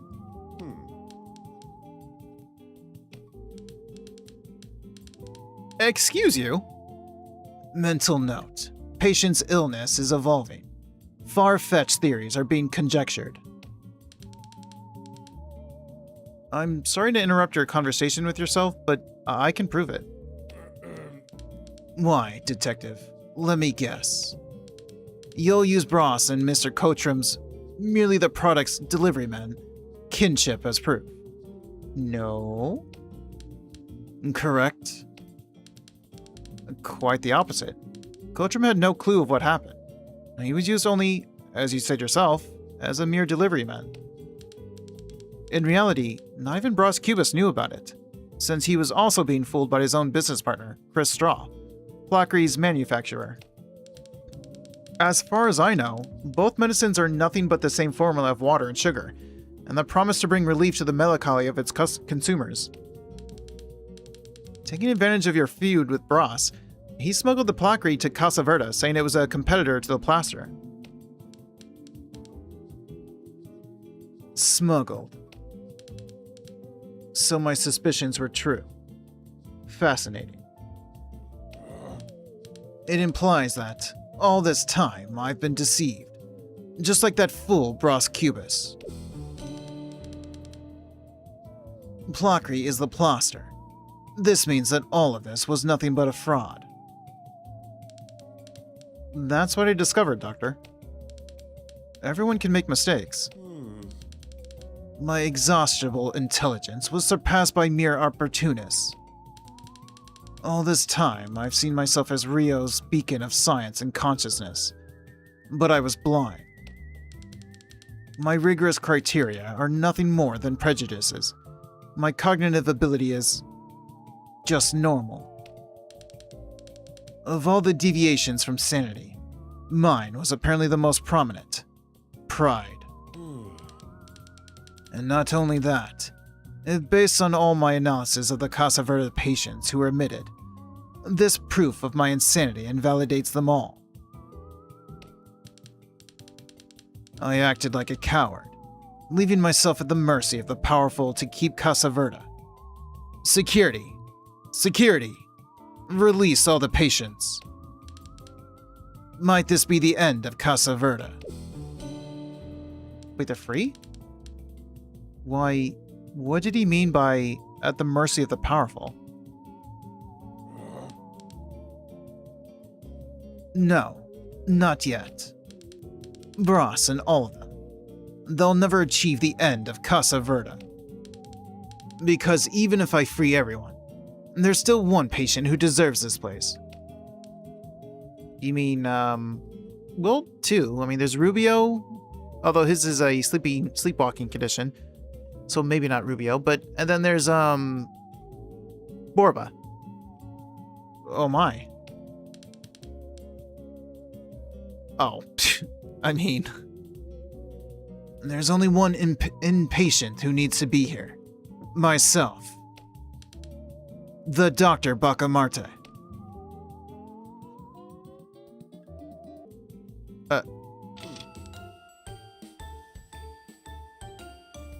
Well, it's not that they're healed, it's that you... Oh, sure. Leave. You're all healed.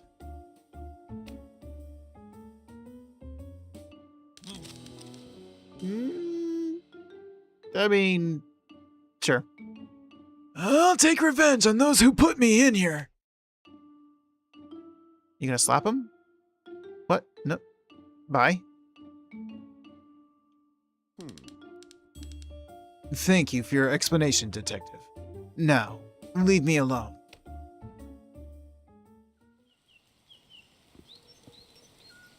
And there they go. Oh. We have things to do. What are you gonna do? So many people just left. Where did Eva go? Where did you go? Are you coming here? He said he was going to take revenge.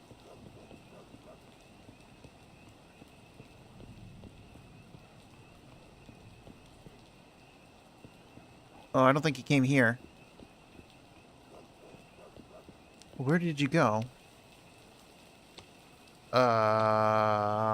Should I go downtown?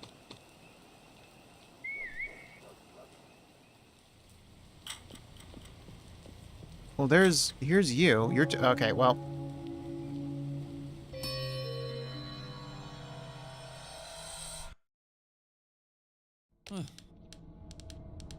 Hi, I'm back. You surely don't give up easily, do you? Since you persist, I shall feign an interest in whatever it is you've uncovered this time. Okay. I think you will be interested. And so, it seems you finally made it to Casa Verde and Dr. Bacamarta.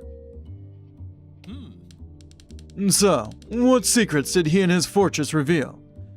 Being dead doesn't diminish my curiosity. What did he have to say about Chris and his schemes? Placra is the plaster. This means that all of this was nothing but a fraud. What a crook. I can't wait for Chris to come to this place. I'll show him. What about this medicine, huh? Bacamarta, who always opposed to the plaster, fell for it like a fool. I barely feel as bad for being cheated by Chris out of it. If even the doctor in his great knowledge of modern science was fooled by him. You did well, Detective, in getting such precious information. We couldn't have done it without Coachram's help. He was the one who opened the doors of Casa Verde to us. Remind me to thank that brute later. I mean, never mind. Now, let's think about this for a second. If the medicine was but a copy of the plaster, and it was molasses-based, was the plaster also made from the same ingredients? Yes. I bet it was. Shameless. That would explain all those barrels. This is something a crook like Straw would certainly be capable of doing. Well, fine. I was prepared for that. As long as the plaster was selling. Wait. The plaster was never even produced. That little flask was merely a ruse to deceive me. The shame of being double-crossed by a second-rate cheat such as Chris is beyond measure. What is of importance now is that we have even more reasons to believe that Chris was the one responsible for my demise. I thought you were going to feign interest, and I thought the murderer was definitely Borba and that we were done. Not only was he ambitious and treacherous, as Coachram told us, he hasn't forgotten about the plaster. If he had, he wouldn't have created such a silly simulation of my product, which he himself sabotaged, as we now know. Chris may be officially guilty, and there's only one way we can set the record straight. Go to Chris Straw. He may be cunning and slippery, but when cornered by the truth, he will have nowhere to flee to. Okay. But we didn't actually finish the doctor. Wait, what? What did you say? What did you just say? Another day. Time to investigate. I don't have history. Shoot.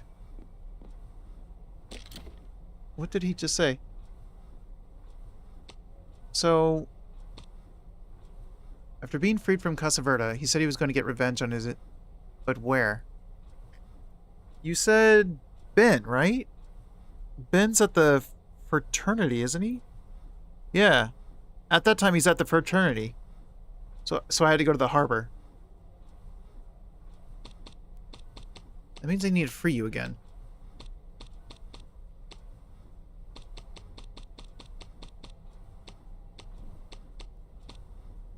So do I have to go through all that again?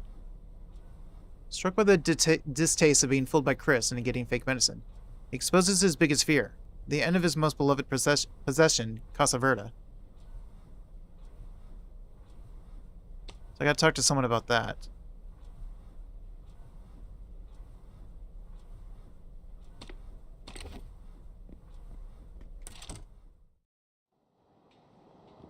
Which would have to be Lobo. Which means...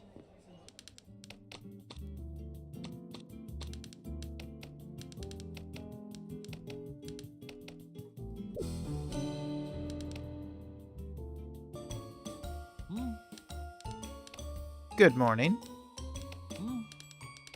You want your eclair? Okay, here's your eclair.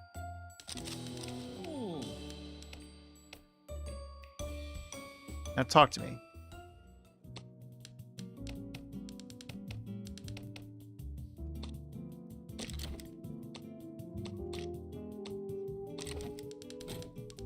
I've heard that Casa Verde could be ending. Is that true, Mr. Secretary? Do you know anything about it? Yes, attentive voter. The future of the institution was uncertain. If you'd asked me that a few days ago, I would have confirmed it. Let's say some controversial opinions were raised about Casa Verde. The public opinion was totally split. Any politician knows that this isn't good. Really? And what is the source of that controversial opinion? Was Bros behind it? He was, above all else, very controversial. Well said, dear voter. He was. As in, he is no more. Just like the possible ending of Casa Verde. What changed there? You know, dear voter, sometimes things in politics must change so that everything remains as it is. Some agreements were made for the good of the city. Soon, we won't need to worry about the strike. Much like the concession for Casa Verde, which is guaranteed. The doctor knows what needs to be done. The institutions are all working as usual. A vote for Lobo is a vote for maintenance. Oh, I see. So it was the concession for Casa Verde that was in danger.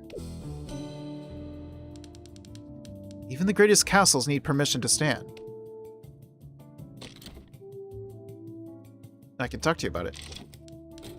Mr. Lobo Neves, you had a hand in the case of the concession for Casa Verde, didn't you? What can you tell me about that? Yes, Casa Verde, the most valuable institution for Rio. It's only natural that I have a hand in it, you see. Lobo Neves is progress.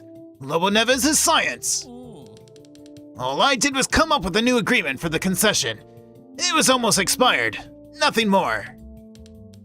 Nothing more? Okay, we're done with you. I don't have any items. Food, please.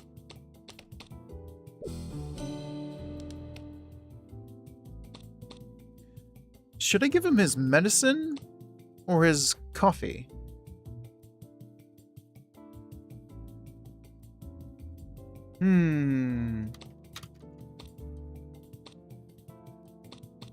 Let's buy his sandwich.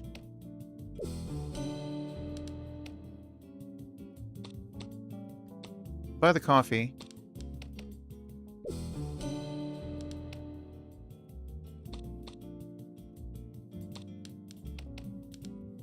Maybe I'll just give him the coffee.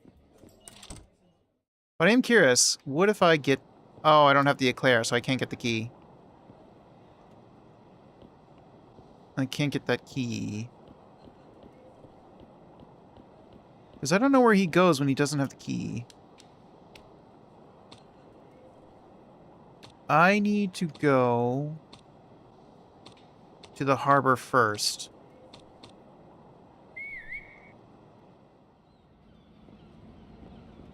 And talk to Chris. It's too late to get the staff badge.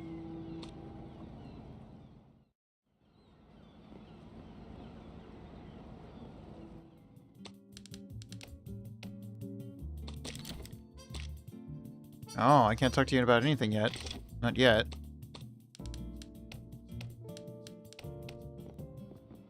But I can go to Rubio.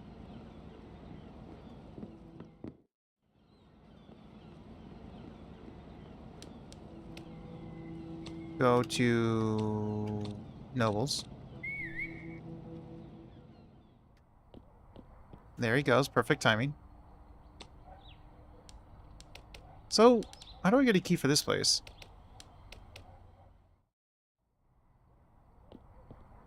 First, the dog.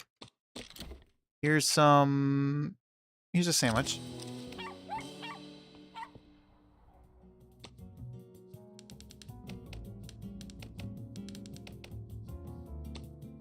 As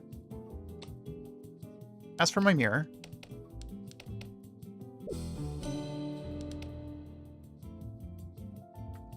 Ask for the dressing room key.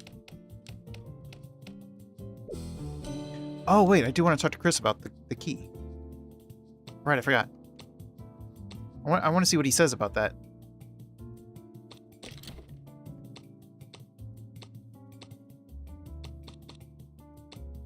What do you say about the key? Okay, yeah. Here's the coffee.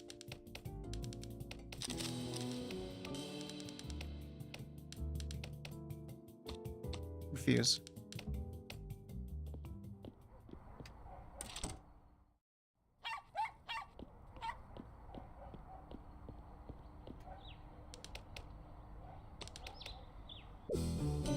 Just in case. So I want to see if everyone would be there. It's 12. It's 12. It's 12. So...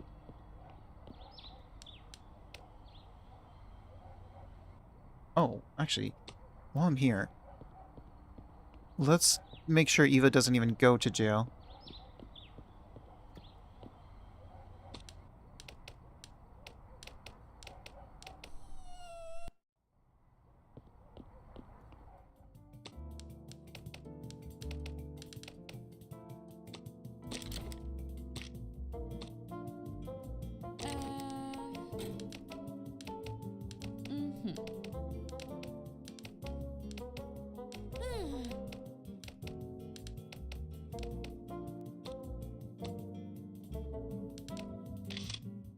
Have fun with that.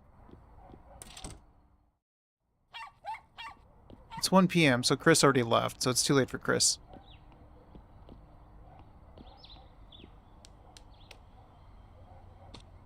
It's too late for Chris, so I can no longer talk to him.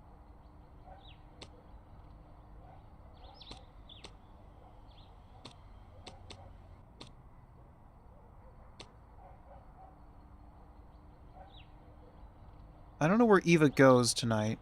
I wonder if Eva will go to the club. I know Rubio's going to the club, but it said there were 2 other people I have to make go to the club.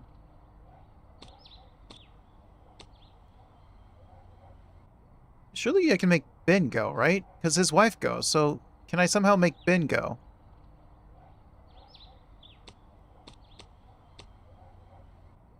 Maybe I can make Ben go to the club because Borba knows that he's at the fraternity somehow, and he goes to the fraternity. So if I tell Ben that the fraternity is dangerous, he'll go to the club. That would be my guess, but I don't know. Is there anything else I need to do?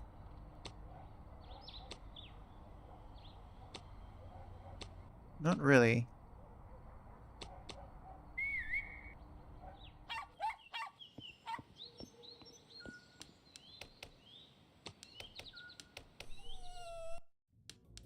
Oh, wait, I wanted the dagger. I forgot. Okay, well, whatever. I want to show that dagger to Rubio.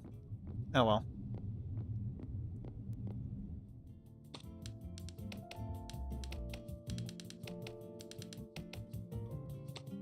Is there anything I got for you? No. You don't care about any of these. Although, you should have some cheese bread, old man.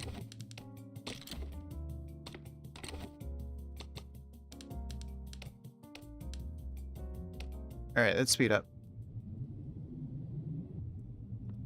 Didn't you say, help me get out of here, I'm here by mistake?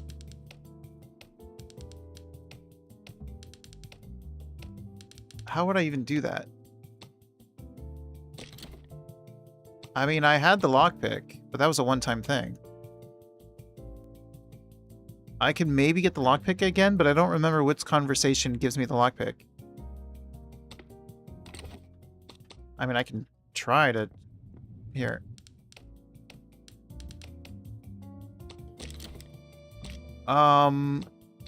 Which one gives me...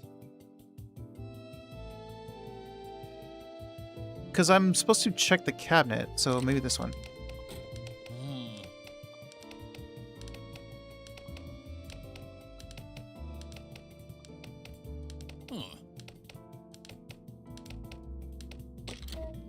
Wasn't that one.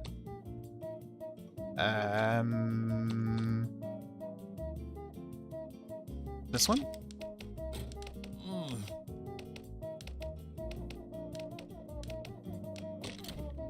Wasn't that one.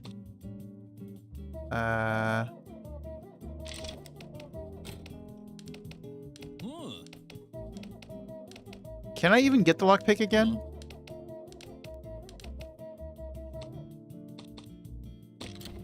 You would think I would just have a shortcut to it, but apparently not.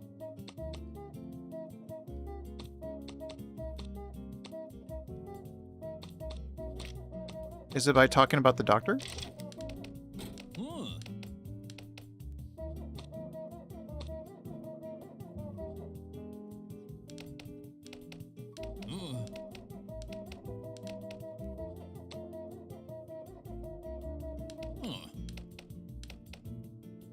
No.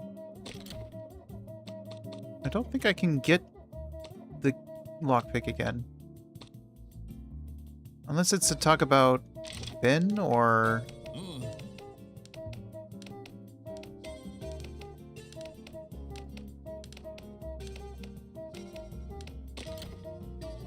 Okay, yeah, I don't think I can get it again.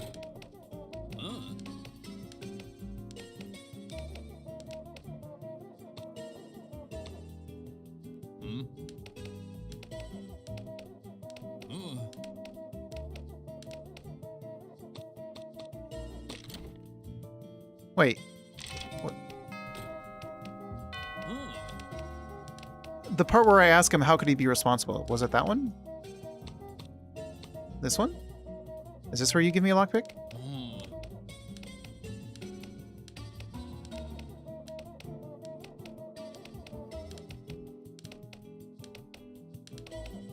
Yeah, I don't think I can get it back. I think it's a one-time thing. So that guy talking about an escape, I don't think it's possible.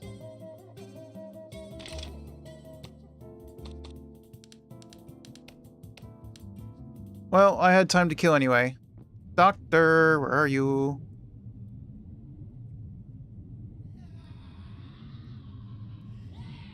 There you are. She's not here. Straight to the point.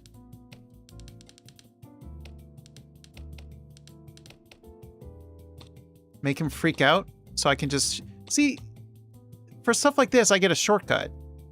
So what was the... How do I get... So you can't get the lockpick then. Otherwise, there'd be a shortcut for it. Oh. This is it. Doctor, I'd like to talk to you about your greatest creation. The Casa Verde. Mental note. Patient is still affected by the illusion of being a private detective. Condition aggravating. Doctor, the deceased Bros was one of Casa Verde's many critics. He even compared it to a prison. An accusation coming from a big shot like Cubis can probably affect more than just the popular view of the place. Irrelevant, detective. This kind of publishing, cheap, unscientific, populist, cannot damage my image in any way. I mean, Casa Verde. Would Galileo have lost his faith in its truth when beset by ignorance? But in this case, Doc, maybe you're not in the role of the misunderstood genius. You're the persecutor. Mr. Cochran, for example, commented this about the dispute between you and Bros Cubis. And Bros criticized Casa Verde. He liked poking the bear, so he poked the most dangerous bear in town. Cochran sees the world through his limitations. People fear what they know, what they don't know. It was my wish that everyone enjoyed some time at Casa Verde, to learn of its benefits. Benefits? Being cloistered and watched constantly? Besides receiving treatments that are rather questionable, what are these benefits? Questionable? Did you perhaps make this offer of voluntary commitment to Bros Cubis? After all, Miss Eva testified like this, mentioning your characteristics. It was only his coldness, his self-control, and his self-discipline that stopped him from immediately responding to Bross's provocation. Detective, I'm starting to get uncomfortable with your insinuations. What is this? An emotional reaction? From Dr. Bacamarte? Emotional? What are you talking about? Science and reason always have and always will guide my life. Always, Doctor?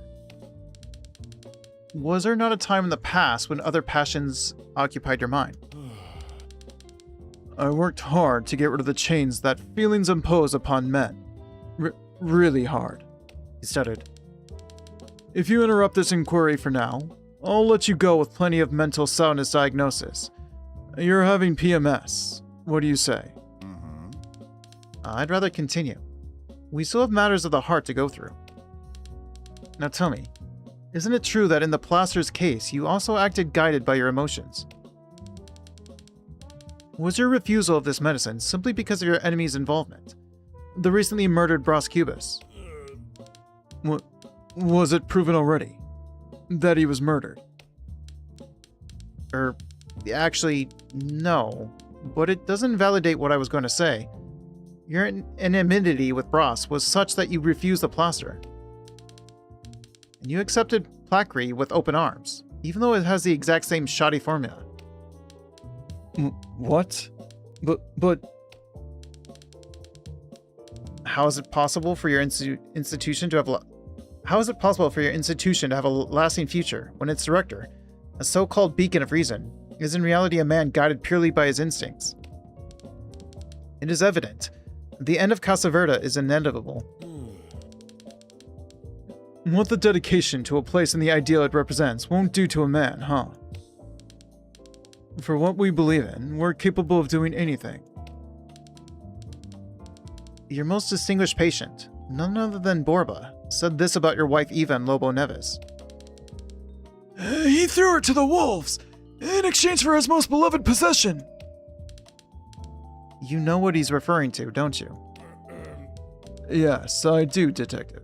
Of course I do. You would commit Eva, your own wife, Neves's political enemy, and in exchange for what?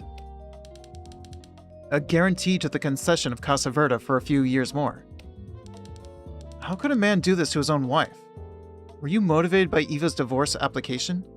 The man entirely moved by reason. Ha! Again. You're right, Detective. Having been capable of doing all you've done to protect Casa Verde, wouldn't you be capable of ending Bros Cubus' life? Casa Verde is my life's project, and nothing can make me disbelieve in the good it represents for humanity. Neither Bros nor anyone will take Casa Verde from me. It is my life, and I'll do anything to protect it. I am Casa Verde, and Casa Verde is me. If this is madness, then you can lock me up with it. Well, you lock yourself up. I see no other fate than this one, Doctor.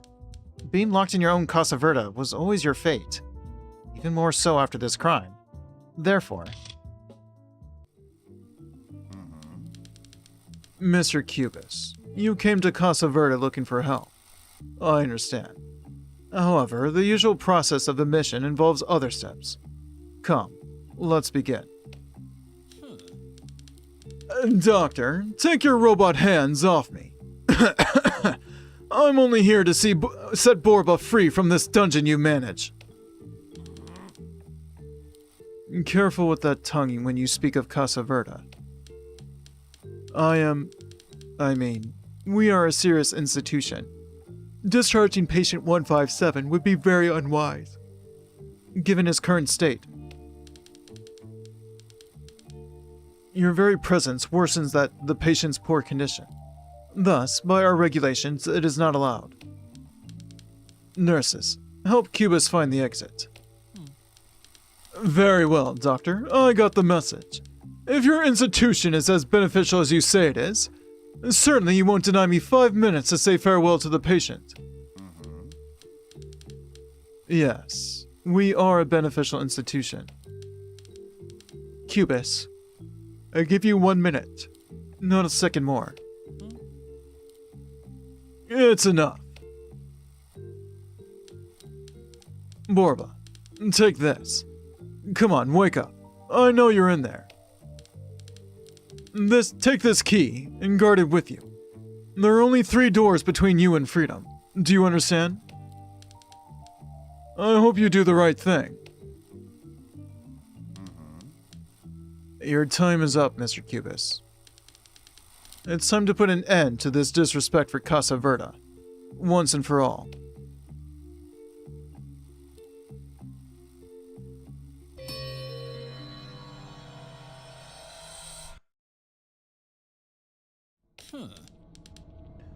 Very well, Detective. Let's finish this plot. So, Detective, you confronted Bacamarte and survived. Impressive. Truly impressive. I am amazed at your success. And longing for answers, what did we uncover? What did he tell you? Neither Bros nor anyone will take Casa Verde from me. It is my life, and I'll do anything to protect it. We'll do anything to protect it. I can certainly believe that. Gaillard. Spoken like a true madman. But what could have caused such a troubled man to abandon his steadfast resistance? Certainly, only one person could have. Oh, Lobo Neves. I knew that scoundrel was involved. But what, again, does he have to do with this? The last time we spoke, we mentioned how Casa Verde was in its last days.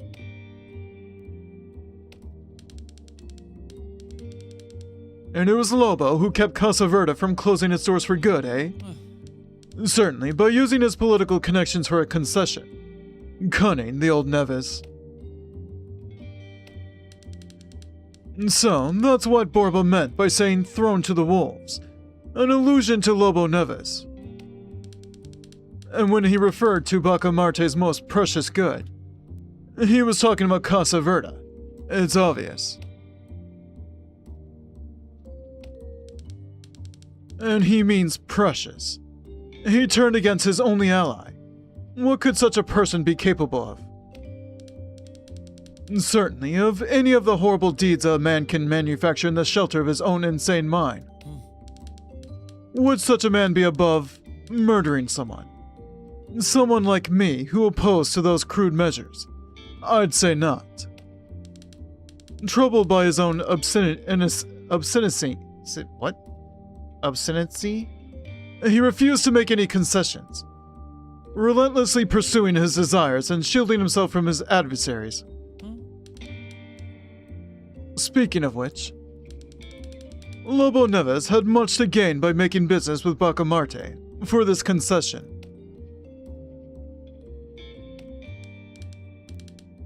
Eva, leader of the strikers, was a thorn in Neves' side. He would do anything to get rid of her. And so, the doctor agreed to hospitalize his own wife in exchange for his dearly beloved institution's survival. A man fallen for his own ideas, certainly. But alas, it is a sick love. A mad love, I should say, isn't it, Detective? Capable of any and everything, even murder. Bacamarte positioned himself as the bastion of sanity, and he carried with him a deep sickness. If he ever loved, if he was ever a person capable of feelings and empathy, the scientist cast it all aside, and for what purpose? For what, in his mind, is progress? For what he considers the future? I am a dead man, Detective. For me, the future is no more. As a great detractor of Casa Verde, Dr. Bacamarte will certainly benefit from my demise. Could he have had a hand on the death of his beloved institution's public enemy number 1? We might never know. But we know that Bacamarte, thanks to his sick dedication to Casa Verde, stabbed the only person who cared for him in the back. What else could such a person be capable of? Well done, detective. You proved there was something else that needed to be unveiled. Wait, aren't you satisfied yet? Very well then. Go on with your search for truth.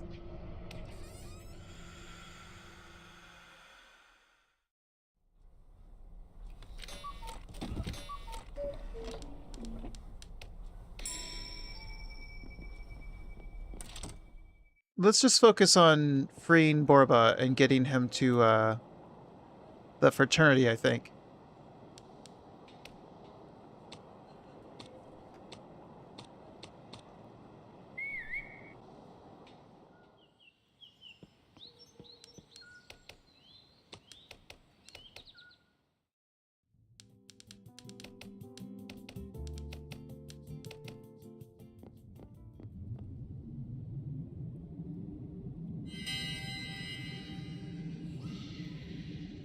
All the way to 8 p.m.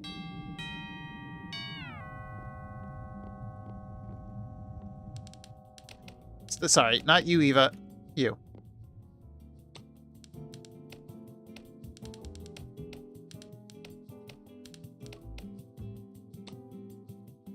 Make him freak out. Because we're done with interrogating, right? Yeah.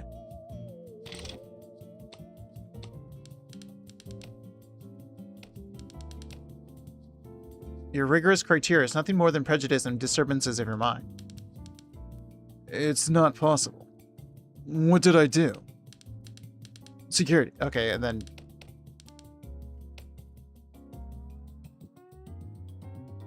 Then it always goes to 10 p.m. So I have very limited time.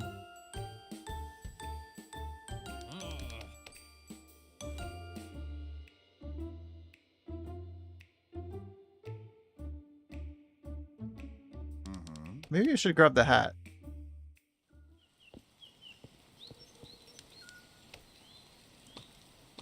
We're gonna go to the harbor.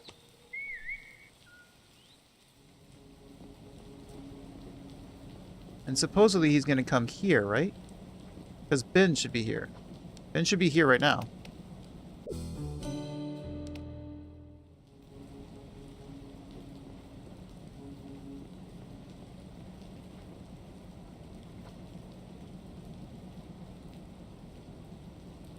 Wait, are you already inside?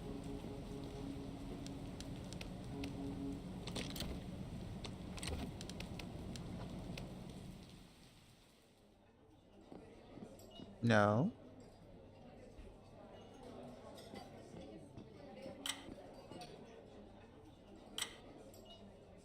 He didn't come here.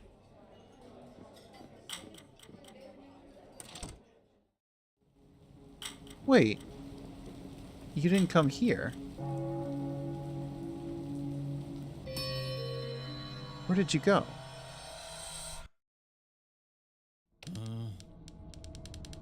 Do you mean Lobo? I mean, he did have to ask Lobo for the favor. Maybe he meant Lobo. So maybe he's talking about the one that actually did it and not the one who asked for it. Wait, that means he's going to the club then.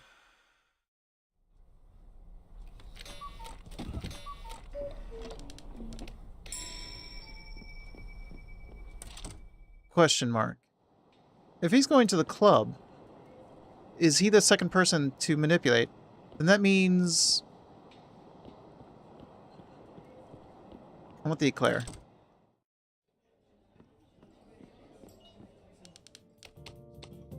Give me the eclair.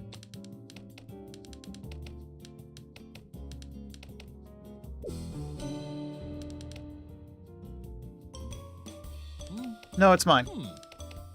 Mine.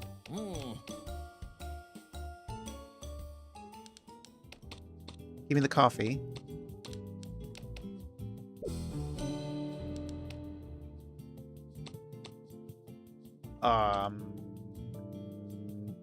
Well, sure, give me the food.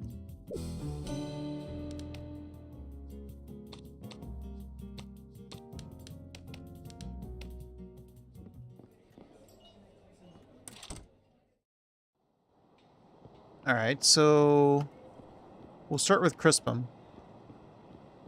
What does Crispum do when he can't... when he doesn't have the key?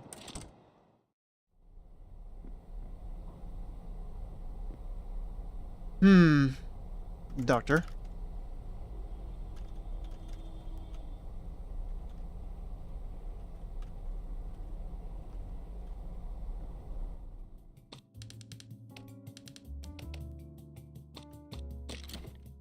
Here you go.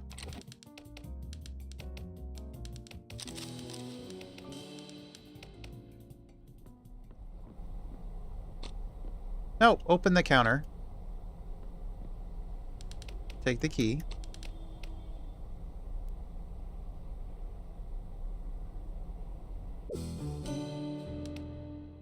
And just for the hell of it, I'll take the other key.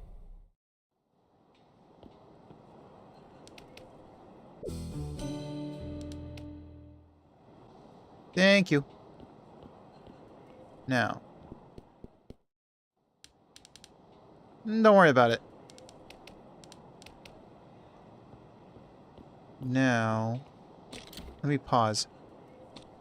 Oh, alright. We got the doctor. Yep. We got the doctor who was right after. And then we'll get Chris. But first off, I need to go to taxi. I need to go to Noble.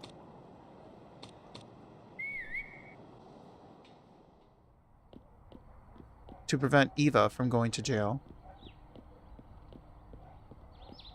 To see if she goes to the club. Because I know Rubio's going to the club, so that's one person that I manipulate. But if Borba's going to the club, that counts as the second one then. So who's the third? Is it Eva? Oh, she's not here. She's not here yet. She should be here soon. She's probably walking to it as we right now. But I guess I'll get the dog. And give him his coffee.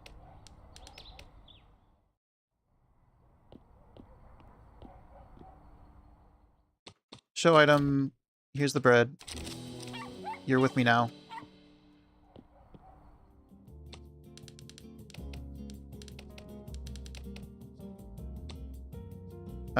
Interrogate. Or no, not interrogate. Sorry. Give item.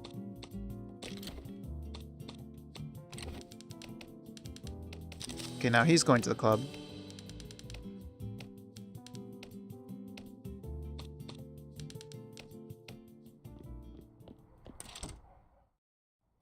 I don't think I need the flowers. She should be home now.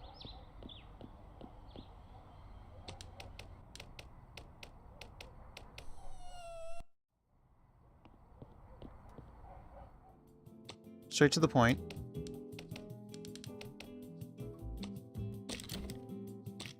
Why is there not a shortcut for this? I mean, I guess it doesn't matter, because Eva will be freed either way, but...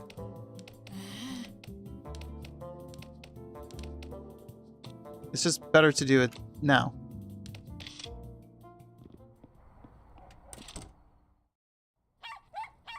Okay. That's 3 people that I've manipulated. Who else can I possibly manipulate, though?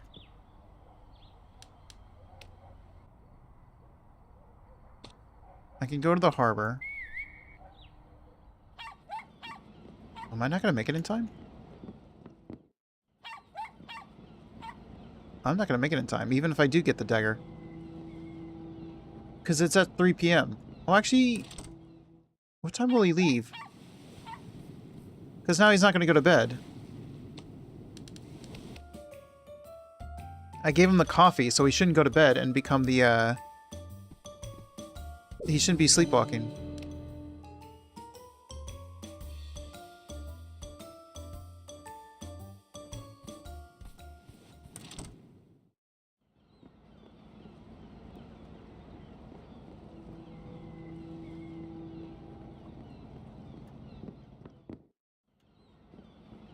It's 3 p.m. It's gonna be 3:23. Can I still get in here? I can. He's got his coffee. Can I? No, sorry, wrong thing. Can I show you this? Yeah, he doesn't know a thing. Also, I never showed you this key.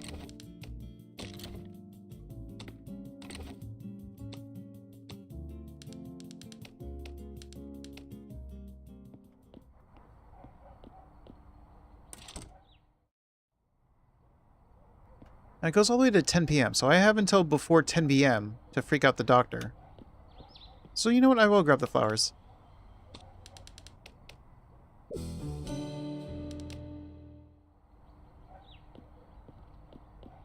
Because now I want to see what Crispin does.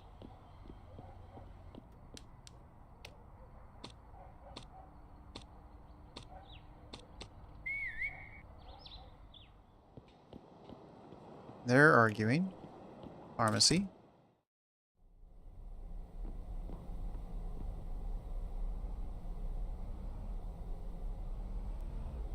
Should be close to 6. Should be before 6.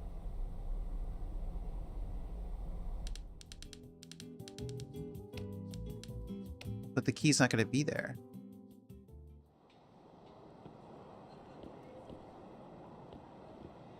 Yeah, you got beat up by Ben.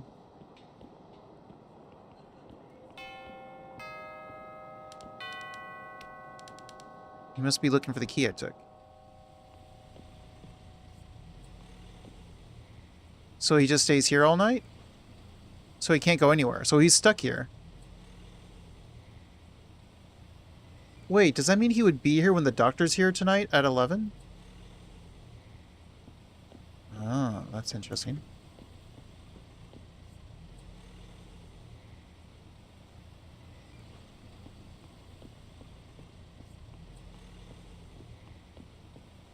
Okay, I gotta go. So the doctor goes nowhere. So he searches... Oh, wait, but... Oh, see, I want to check on her now.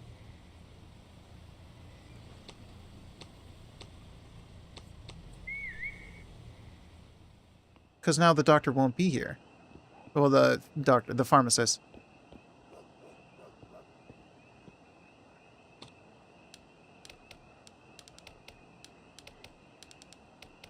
Is she currently arguing with her husband? Well, she's not.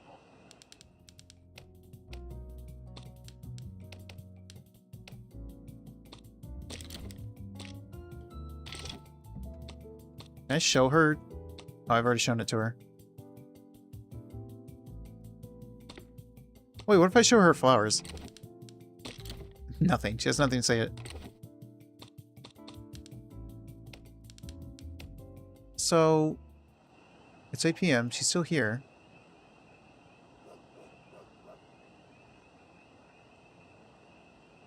So now she's stuck here. Because she knows her cousin's not coming.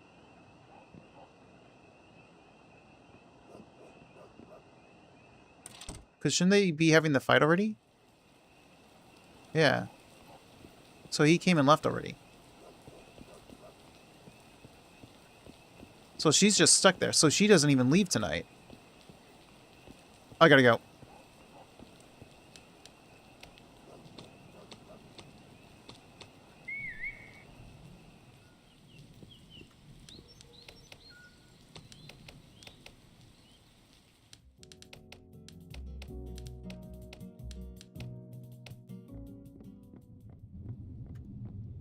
Ooh, just in time.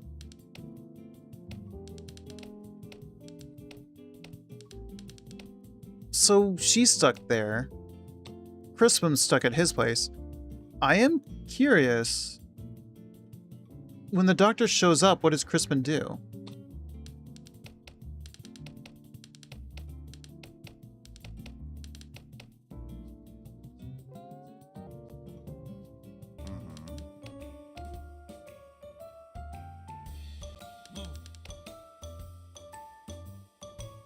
So if he's not going to Ben, then he's going to Lobo.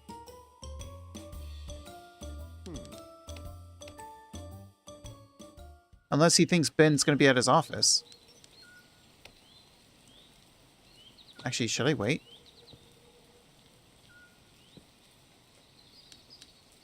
Here. And then we'll go downtown.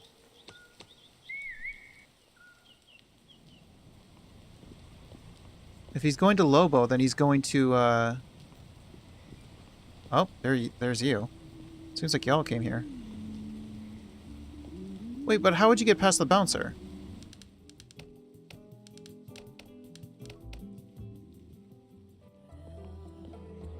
Oh, Eva is here. Okay, so Eva is one of the other people. And Rubio. So who's the other person?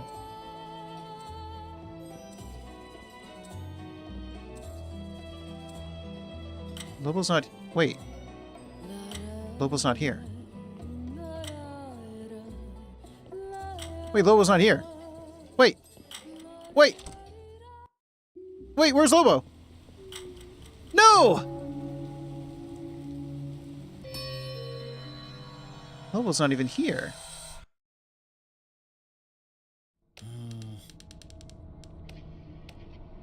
I don't have new information.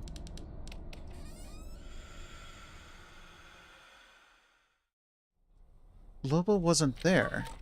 And I know he's not at the fraternity. So where's Lobo?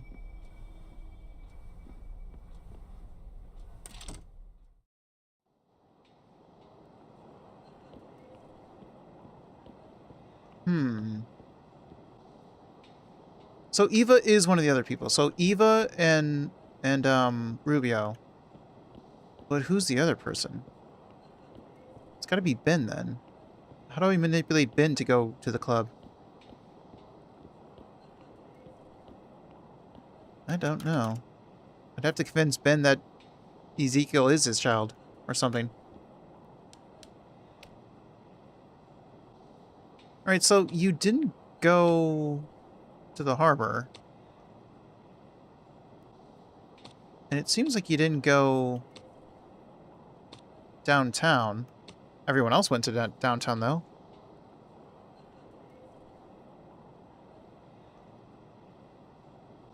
So I should be going to the industrial block, maybe? Ben's office? Does he think Ben's at the office?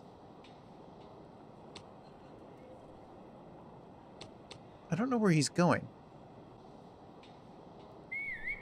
I'm also tempted to set up the, to make, the pharmacist stay so that the doctor visits him.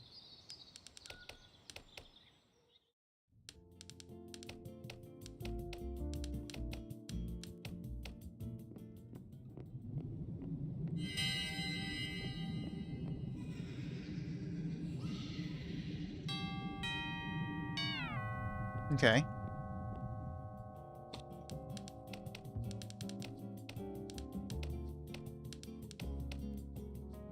Make him freak out.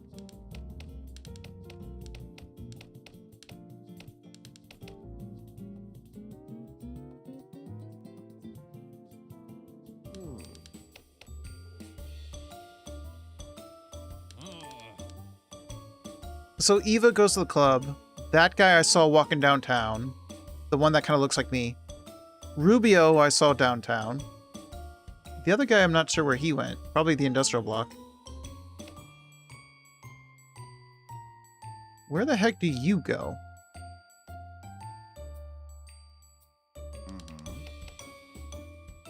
It's gotta be the industrial block then.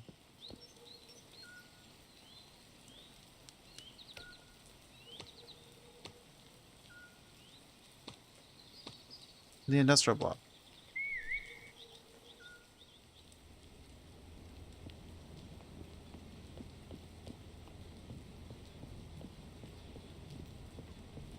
Well, he would go to the office. I was just wondering if he would come from the left or not.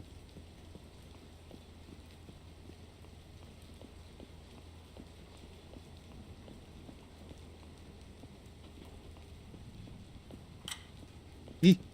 Can I even go in here? Oh, someone broke in.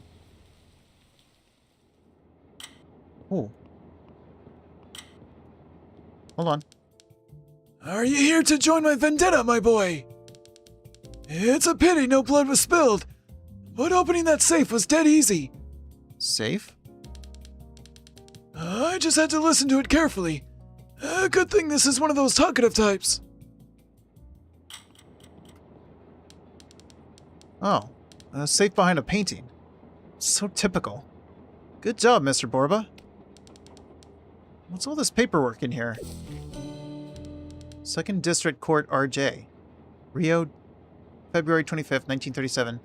This agreement determines the totality of the rights over the medicine called Bros Cubus' plaster as belonging to Bros Cubus. The company CS Imports liability will be limited to transporting the raw materials and packaging the product. It is expressly agreed that CS Imports has no rights over the formula. Oh, Chris. Product sales or any other royalties related to the Bros Cubus plaster. This current service positioning partnership may be revoked by Bros Cubus at any time with no prior notice. So you had to kill him. Royalties. I'll write that down. If the documents inside the safe are legitimate, it means Chris wasn't doing really well.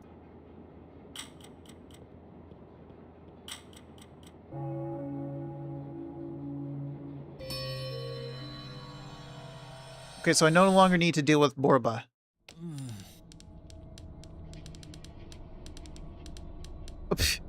How did you get in? I thought... Oh, this damned limbo and its unlocked doors. Well, since you're already here, do tell. I gotta go. Bye.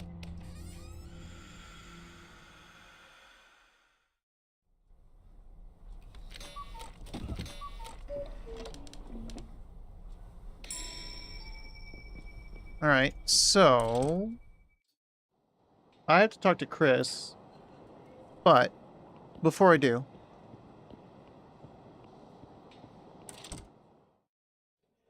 Well, wouldn't I be confronting Chris now? Probably. The eclair.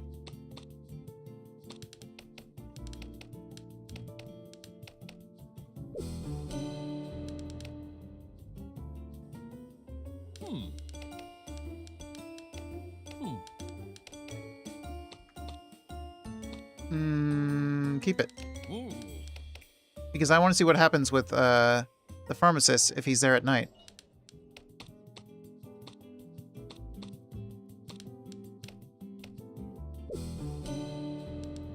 Also, where does Lobo go?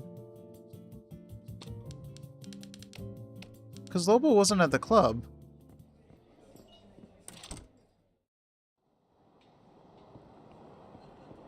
There's no way he didn't go to the club just because he didn't get his eclair. Yeah, because when I do go, he's mad at me about it.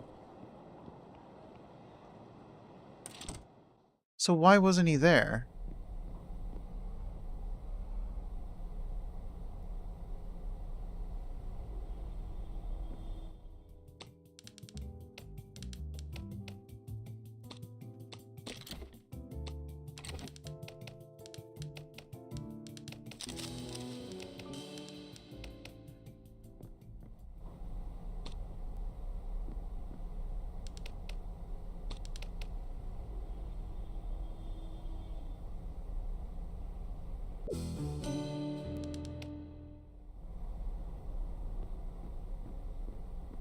Who else can I manipulate? I know Kotrim's always going to go to the harbor at night, so there's no way I can manipulate him. I doubt I can manipulate the Padre.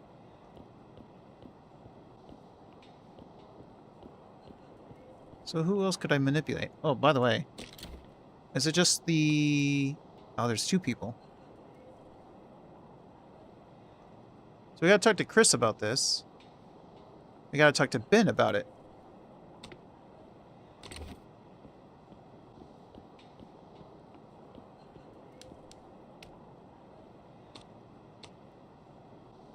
I got the key. So let's talk to Ben. There's no point in talking to Chris.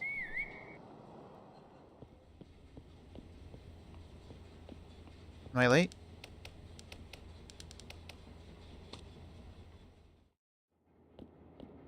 I'm not.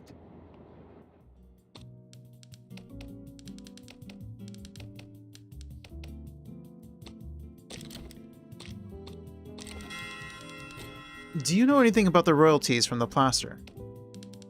I reckon a legal overview of the topic may be very helpful in this case. The royalty stuff. I knew I'd have to do some explaining sooner or later. The royalties were only a move Cubas had made to keep his rights over that medicine. I never thought that the product, as with all other things from Earth, could have a promising future. But Bros was my client, and I sought to meet his legal needs. Well, that's it.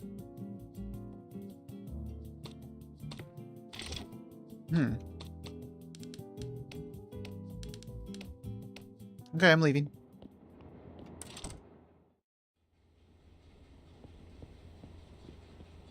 Then it's not too late. It is too late. It's about to be 1.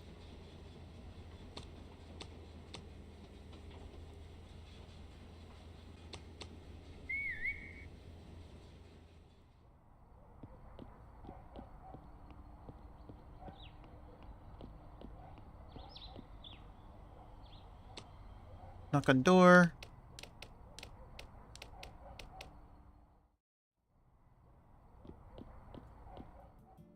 Straight to the point.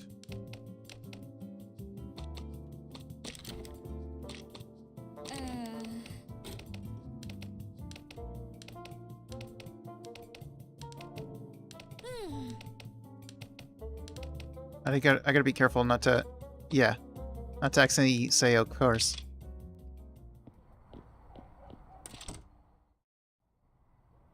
So now she should be there.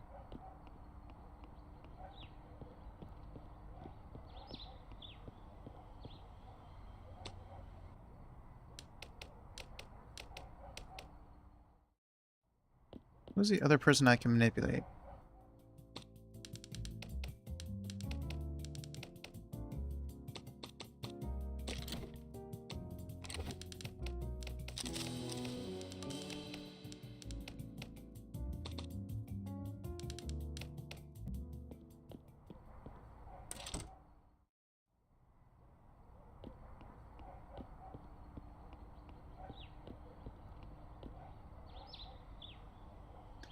So do I stay here and see if he comes to argue with her?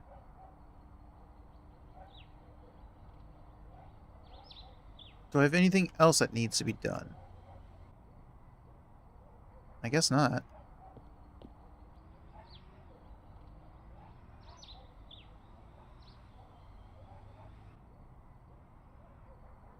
And then she comes home. Eavesdrop?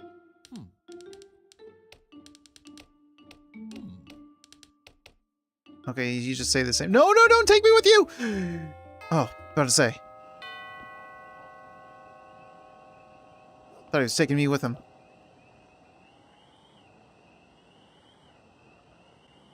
Your husband should show up.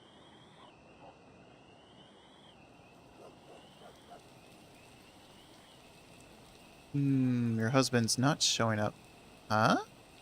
He's supposed to show up and take you to the club. Whoa, where are you going? Whoa, whoa, whoa, whoa, whoa.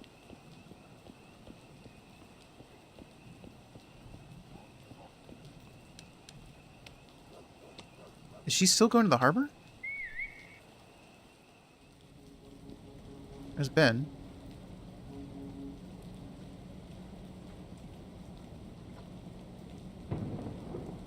Okay, it's 10.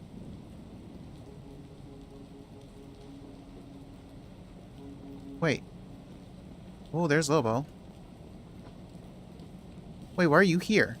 Wait, what?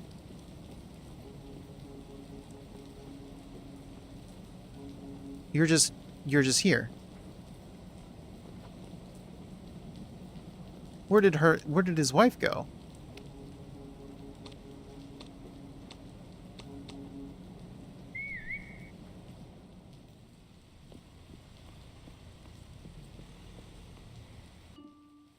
Eavesdrop. Mr. Crispum, don't waste my time. We have matters to discuss. It's obvious you're hiding in there. I can hear you talking to yourself. Leave me be. I have more urgent matters to attend to. Interesting. The subject of my study shows a severe deviation from his commitments, whether to me or to others. It seems to be typical malady in this town, FIT, popularly known as flakeitis, a case for immediate admission. No! I still wanted to... Where was... So his wife left. Did his wife go to the club? Lobo was supposed to go to the club, but he didn't. So where did she go? She didn't go to the harbor. And Lobo didn't go to the club.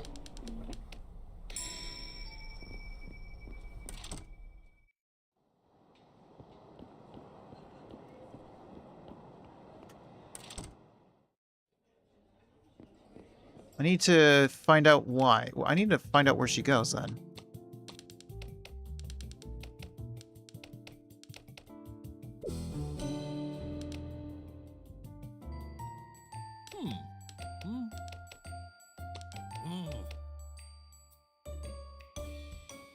All right.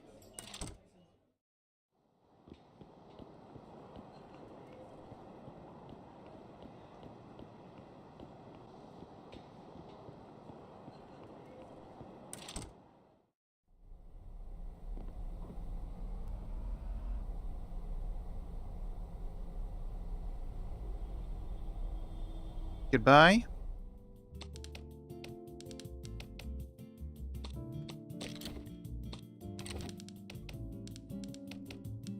So Crispin stays here.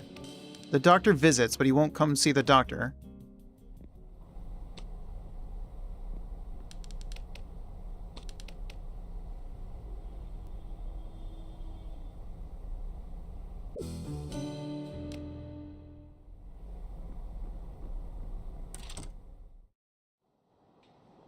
Should I set up the other two in case she does go to the club? Probably.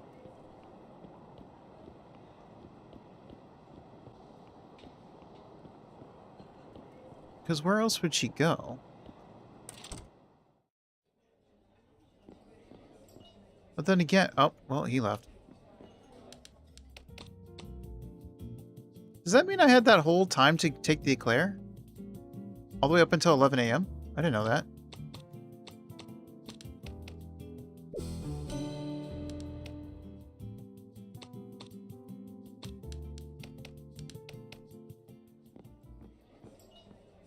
When I was there, she wasn't there. So there's no, she didn't go to the club. Virgilia doesn't go to the club, so where does she go then? I don't know. And why does Lobo stay at the fraternity?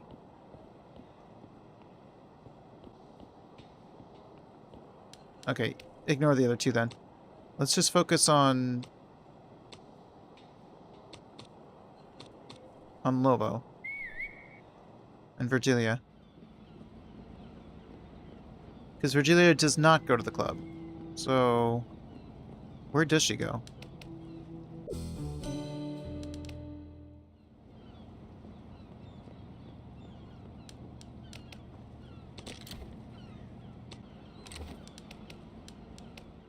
Because he's supposed to go see her between 7 and 8. Because he's here before 7. He leaves immediately.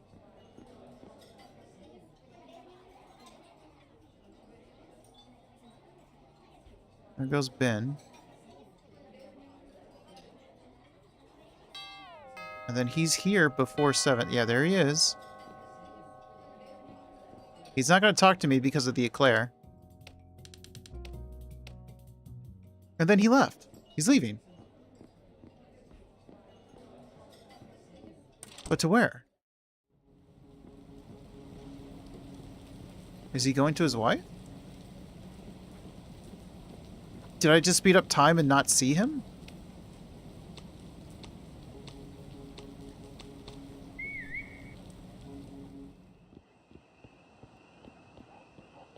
don't remember seeing his car. Oh yeah, he is here.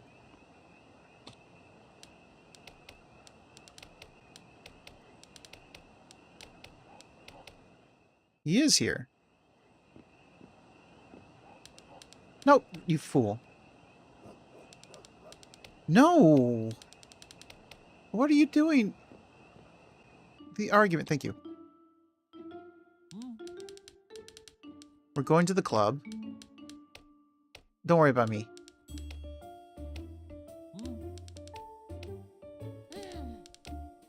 She says she's not going.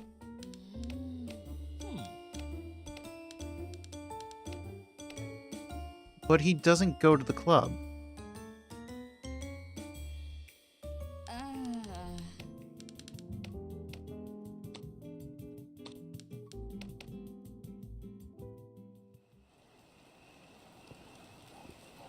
He leaves, and she... You weren't here when she left last time. Whatever. So he leaves and she leaves. Where did she go?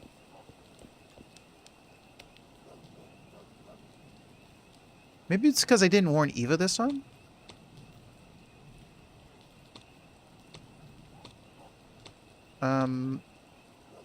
He didn't go to the club, did he? Oh, maybe he did because he couldn't arrest... Maybe he didn't go to the club because he wasn't able to arrest Eva. But this time he was.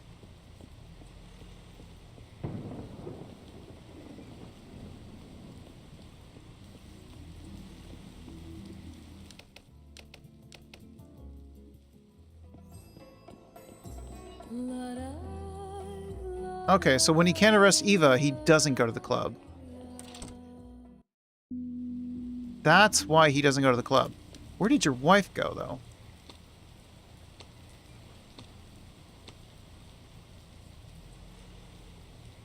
Where would she go?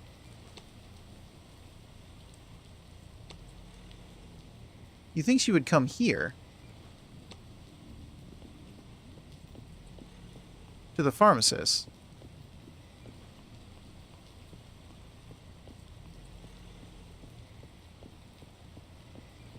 Well, no, there's the doctor. So where did she go? She didn't go to the harbor, right? Maybe I just missed her? Like how...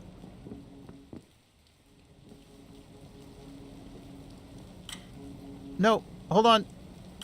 Where did she go? I want to know. She's not here. Well, she is here. So I did miss her. It's a pity he's not coming. This may be a sign. I waited here and you didn't show up. I must have somehow sped up time and didn't see you.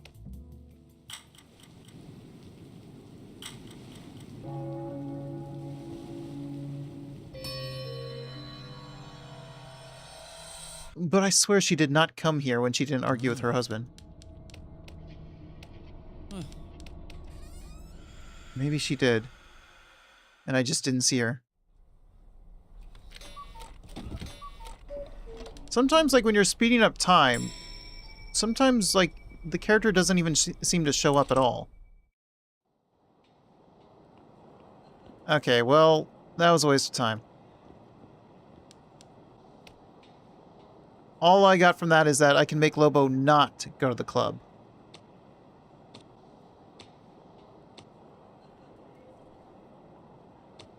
Wait.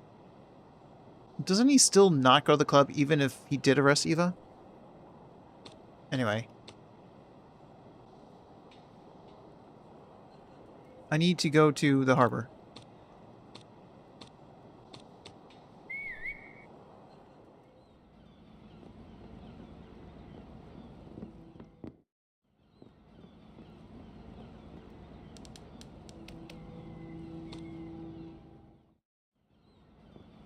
Alright, Chris, it's finally your time. I'm done messing around.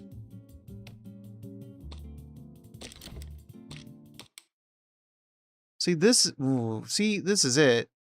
You're the last person.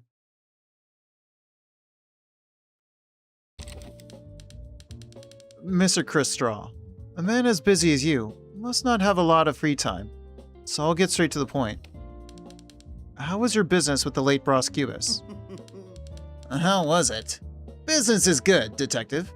Everything going très bien. As a matter of fact, my business with Ross is only a small part of my portfolio. My investments are diverse.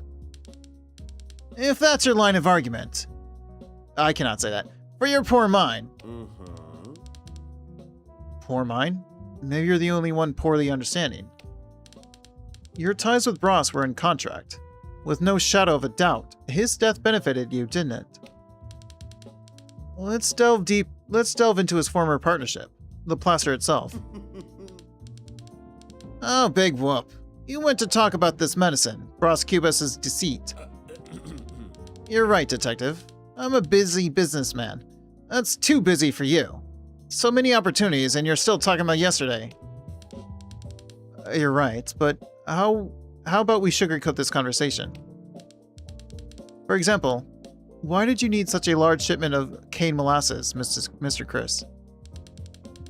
Is it really necessary for a medicine for adults to contain such large amounts of sugar? What are you talking about? This is an industrial secret. I'm a magnate. I have many ventures, each one more successful than the last one. Not magnet, magnate. I work while they sleep, and you? You're nothing but a mere pawn in the surface of Posthumous. You are definitely venturing by pretending watering sugar is real medicine. Watered sugar? How dare you? You're a nobody. A yes-man for Bros. Better than being a white-collared criminal. Don't deny it. I know you were ambitious enough. After all, I heard the following about you from your employee, Coachram. And Chris isn't as ambitious as, or even more ambitious than Bros. A betrayal would have come from any of them. Now tell me, Mr. Chris, what is this betrayal he speaks of? You and that chatterbox Coachram. Blabbermouth. You know nothing. Power disputes in businesses are common for bigwigs like me. Winners are winners. And losers are losers. Ever heard of a win-win situation? And what did you win in this dispute? The plaster never came to be. But Plackery, on the other hand, isn't that right? Well, Detective. I gave you less credit than you deserve. Monsieur, you see, this way I wouldn't have had to share my profits with someone inferior like Bros. But the truth is, one way or another, I will end up profiting. And maybe you would like a piece of it. Then we can put an end to this investigation. Tempting, but I'm not good with money. So I'll insist on Plackery. Or better yet, the plaster's knockoff. You're flying too close to the sun, Detective. Are you sure you don't want to come down? I never give up, Chris. And if I do come down, I get back up with double the reinforcement.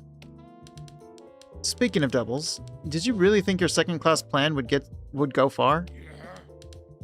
Second class? I am first class. Your plan didn't please your first and main client, Dr. Bacamarte. Here's what he said about your medicine. Plackery is the plaster. This means that all of this was nothing but a fraud. Oh, my career. This is the end of my beautiful career. I had so many miserables to explore. So many fools to deceive. Those wretches. Bacamarte, Bros, and the rest of this insignificant town. All too small for my greatness. What a cursed idea to trust Bros, the betrayer. Right. Because the contract made it so that all the royalties from the medicine would go to him, right? For a man such as you, this was certainly an attack on your pride. Something that could drive a person to the edge. Was that what you did? Eliminated Bros's competition the old-fashioned way. Well, that's just it, Detective. Do you think I was defeated? I'm fearless, agile, sharp. I'm a fox. I always land on my feet. That's cats. And this fall is what motivated me to create the Plackery. It helped me grow a thicker skin. Being part of both developments, I was competing against myself. I had control of the market, and I dwindled the plaster until it was all but forgotten. What about you? How do you know you won't be forgotten? Ha, detective. If you take me in because of Bros or anything else, I'll be out in no time. I've many businesses. People depend on me. Do you think your little investigation is more important than the economy of Rio? Please. And if I lose a contract with Casa Verde because of this tale, so be it. The harder the battle, the sweeter the victory. The plaster is dead, just like its creator. Plackery, on the other hand, it still has a promising future. Mr. Straw, if you were as smart as you think, you wouldn't have left so many traces of your crimes. There's no denying this, Mr. Straw. You are the murderer, and your time has come. Therefore...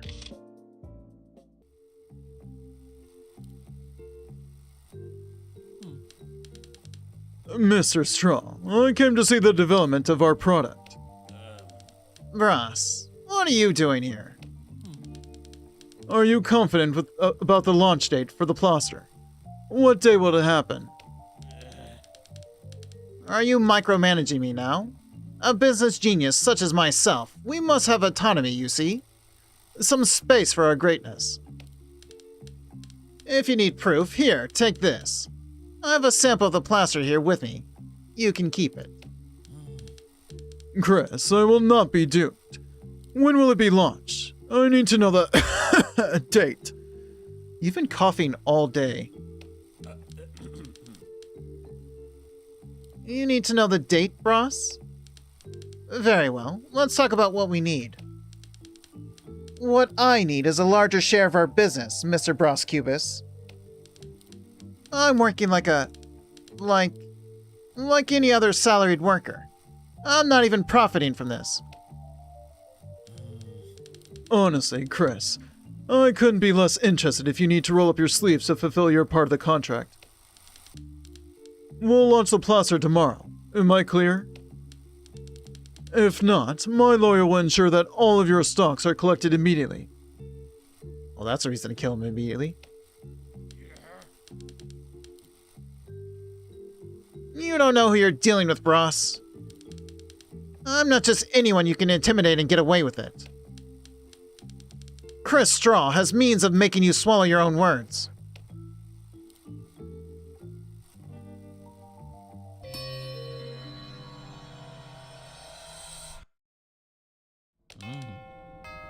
I see you advance this plot. I did.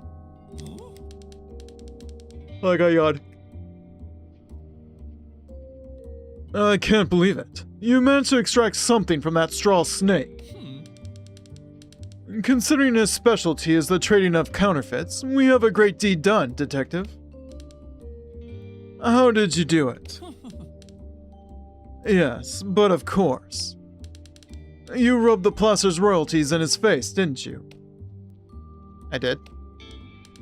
Ha ha ha! I'm happy you found that contract. He had no way of denying anything.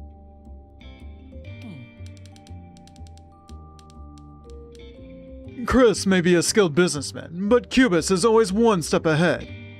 Or at least, was. Now, tell me, was he very angry? Did he lose his mind? I would love to have been there to see. Proud men, and therefore self-assured, when defeated, they usually take on pathetic roles. What did he say? The plaster is dead, just like its creator. Plackery, on the other hand, still has a promising future. As if. If he thinks it will have a long life, he's very mistaken. Now that Bacamarte knows that Plackery is the plaster, I doubt Chris will manage to negotiate anything with him ever again. I may have overestimated Straw and his cunning, Detective.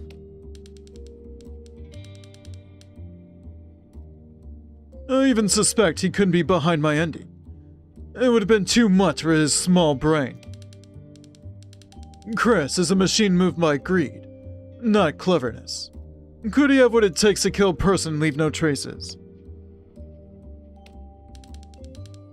Chris Straw may have done all he could to be large steps ahead of me, but little did he know it was checkmate on his very first move, even though it looks like the opposite. Well, that's everyone. It seems that we finally reached the end. Each one of the characters in my life, my short life, properly revealed for who they truly are. All thanks to you, Detective. In reality, the situation you find yourself in was created by me, exactly for this purpose. I was more than just your client. You're the centerpiece of a game I created myself. You are the lantern with which I, Bros Cubus, illuminated the true nature of those around me. My goal was never to uncover the truth about my demise. It was to discover what my many adversaries truly thought of me. After all, they would have never exposed themselves when I was alive. Not freely as they've done now that they're free from my existence. So you're not dead? However, I didn't know it would be so excruciating. I thought I'd be delighted by all the secrets I would uncover. But I've come to realize that some things amount to nothing. Happiness and knowledge aren't two sides of the same coin, Detective. I'll allow you this, Detective. This is the last time in this game that I'll give you anything more than a mysterious, vaguely written letter. The hour has come. After all this time, I will allow you to point out the one responsible for my demise.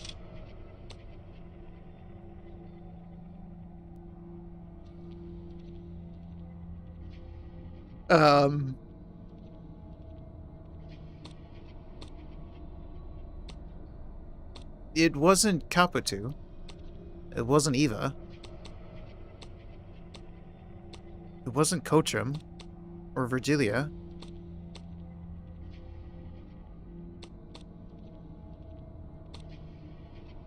It wasn't Rubio. Or Borba.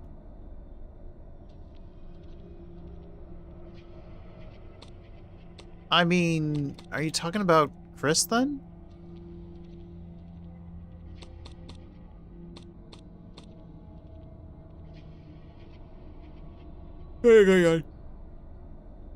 Because Chris... You told him that Chris had to do it by tomorrow, or else you were going to collect the royalties. And Chris gave you a fake. He didn't make plaster at all. He set up the deal with the doctor. So Chris was screwed. It could have only be Chris.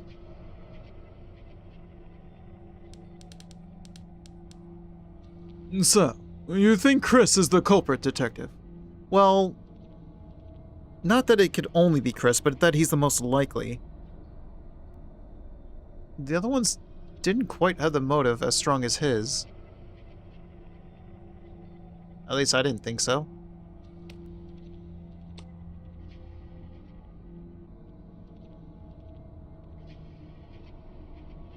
There's no coming back from this path. Your choice here will determine the end of your story. There's no coming back? Does that mean I'd have to play through the whole game again? That can't be right.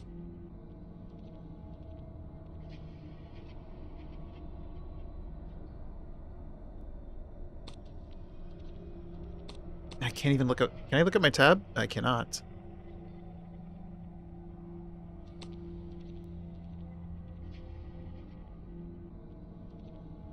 Why would Borba kill you? You even gave him the means to escape and everything.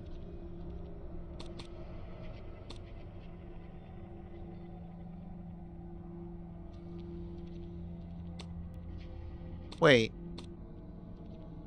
You said you wanted to uncover everyone's secret, which you couldn't do it while alive.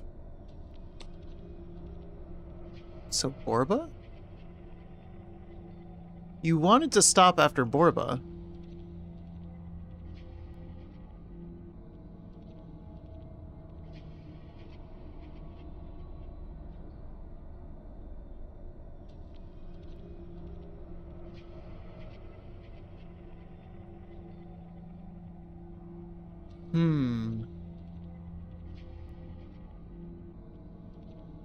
The question is, are you alive or no?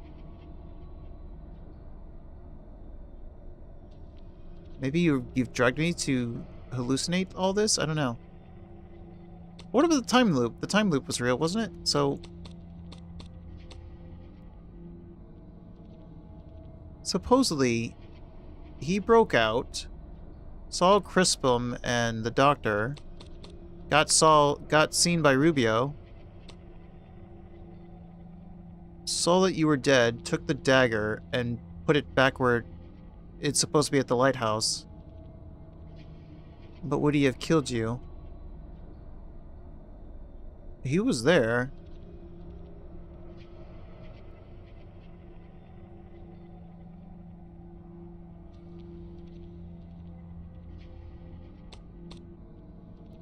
Well, then I guess it's either Chris or Borba.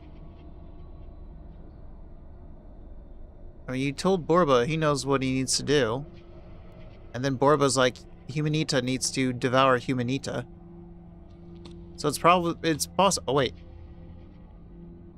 Oh, wait, I can highlight you.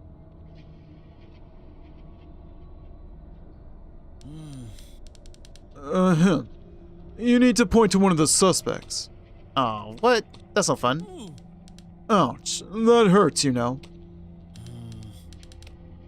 Stop that, detective. You need to solve the case. Why are you insisting on this? Wait. You are accusing me. We've talked about this back in the beginning, detective. It wasn't premeditated. It wasn't premeditated? Well, Chris would be slightly premeditated, wouldn't it? I mean, at least for a few hours. Well, since you're so determined in blaming me, go ahead.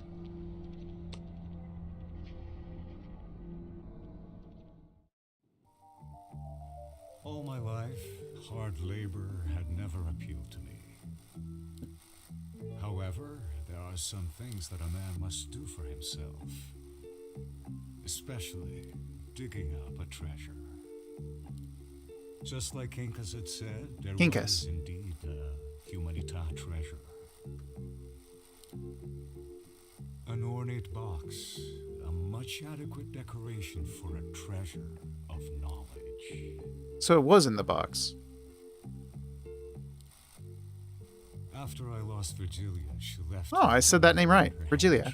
As a memory. I turned my attention to the box containing the Humanita treasure. Humanita. The Humanita treasure is a weapon? A dagger? See, it's nice when there's voice acting that I can hear how everything is said. My mistake was carrying it with me like a talisman. Oh, wait. Did you were drunk. Did you fall on it and... Little did I know what fate had planned for me.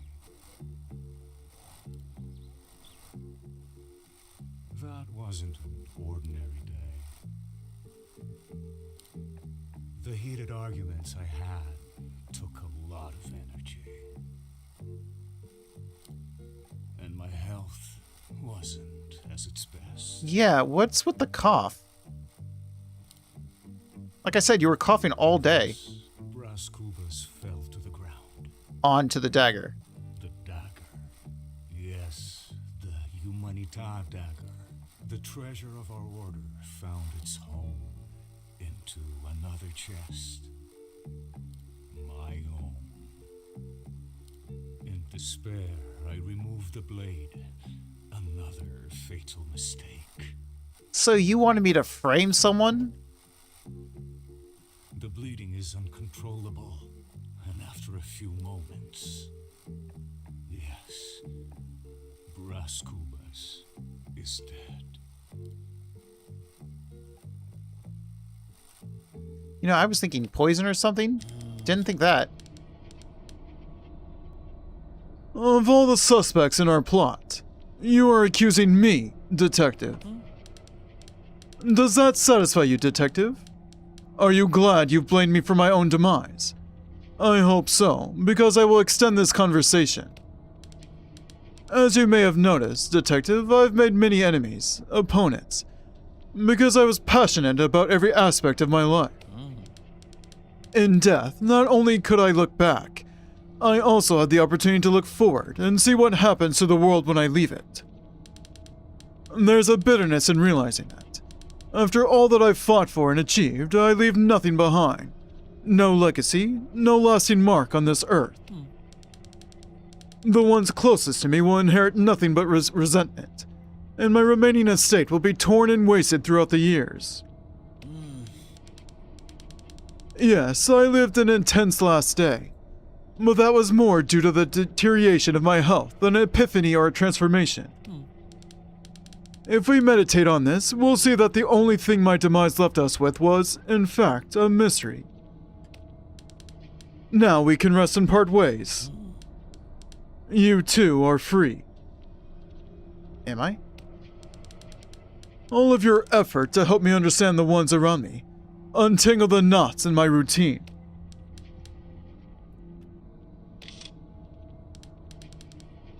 Detective, I hope you're satisfied with your ending. After all, it was your choice. My time is up. All that remains from Ross Cubas are his memories. Until we meet again.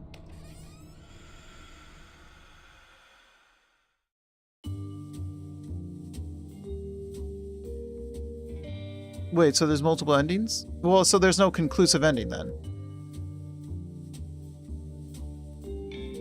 So that ending was just like how it would be if it was him. So that was just us doing our like what we did with everyone else. Recounting what probably happened.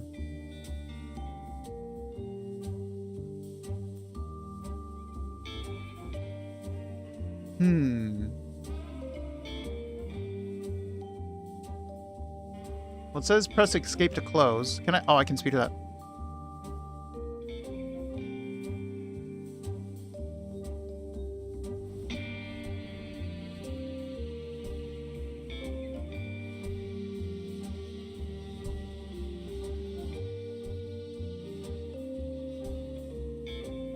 I wonder.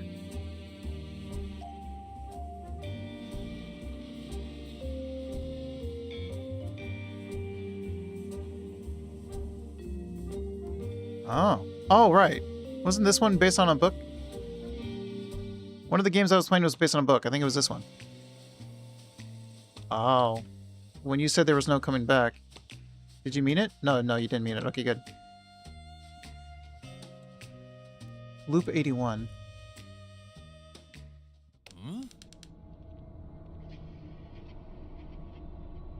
He acknowledges it? What? Aren't you happy with this ending? Very well, let's do it again. But choose wisely this time. Oh, I should have made another save. Now I can't do the, I didn't know you could do another save. I should have done the, the achievement where I make 3 people go to the club. I never got to do that. I didn't know who the other person was.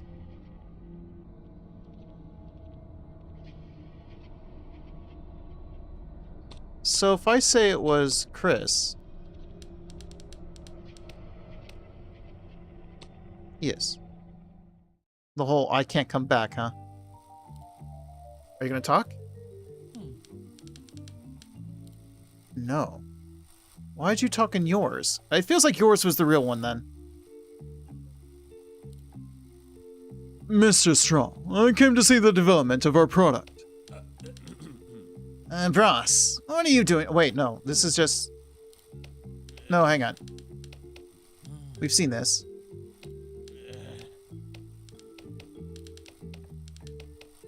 But what happens after this?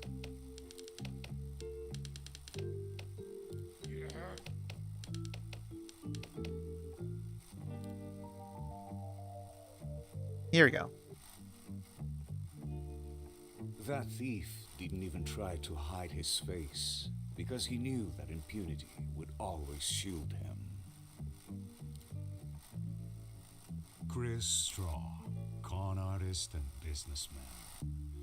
Not being able to take advantage of the plaster was unacceptable for someone moved by greed. So he used his own blade? Just like some common mugger waiting at the alley, Chris attacked me with a penknife and ended the plaster dream once and for all.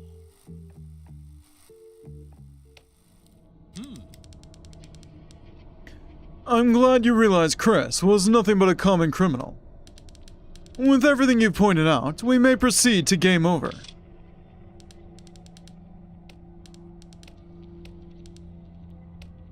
No. I'll be back.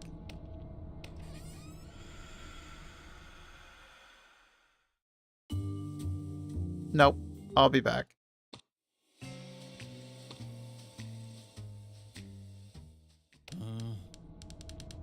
You again. I thought we'd already sorted this out. Enough of this indecisiveness. Point out the culprit. Interesting. Will you actually let me go through all of them? I would like to try Borba. Quincus? I think that's what you said, Quincus? So you think Quincus is the culprit, detective? Yes. Let me hear you say it again. But it has to be after this.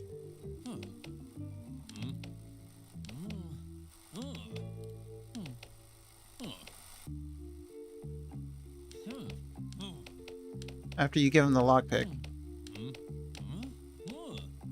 I wonder if something will change once I've gone through all of them. Because he keeps acknowledging that I keep coming back.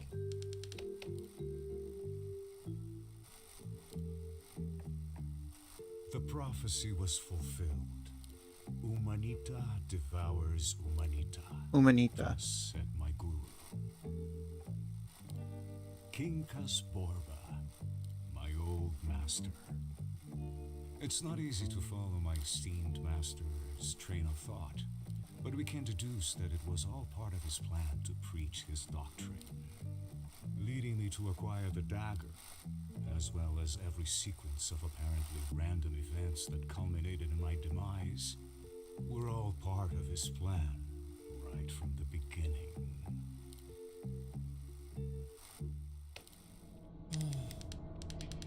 Apparently, this time the student didn't become the master. I was in fact defeated by the superior Humanita. Although, for the rest of the world, Quincus is just the neighborhood's basket case, full of nonsensical ideas. You choose to blame him for my demise. You really are smarter than you look.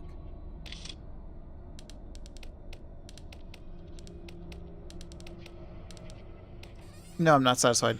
You know I'm going to keep coming back.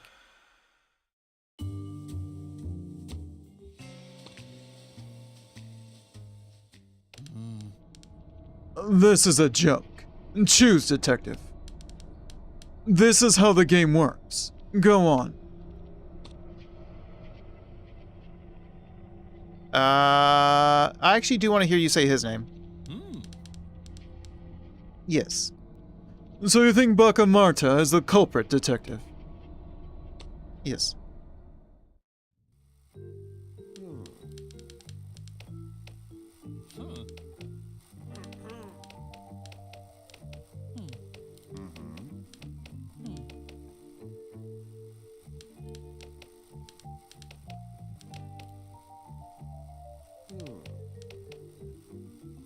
And then he leaves.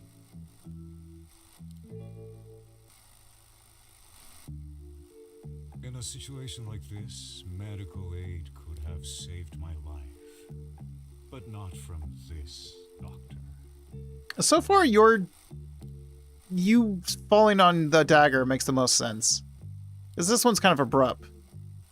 So he tells you to get out, then he just comes and kills you. Dr. Bacamarte, physician. Oh, I said his name right. Bacca Marta. I expected him to retaliate after my criticism of Casa Verde. That place is his mad obsession. I'm not sure what hit me, but I remember Bacamarte's cold gaze. I knew that doctor wasn't going to aid me as he just stood there, watching my body grow cold.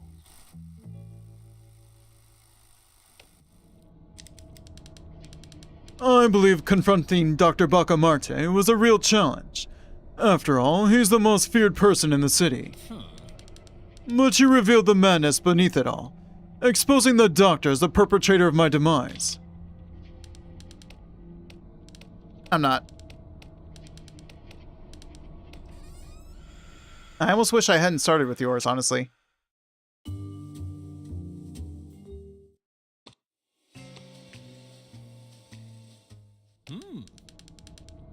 Thankfully, we have this loading option for the undecided and the dissatisfied. Get on with it. My time is coming. Who else do I want to go with? I mean, I want to go through everyone. Let's go with, how do you say his name? I kept saying, I just went with Rubio, but that's clearly not right. So you think Rubio is the culprit, Detective? Yes.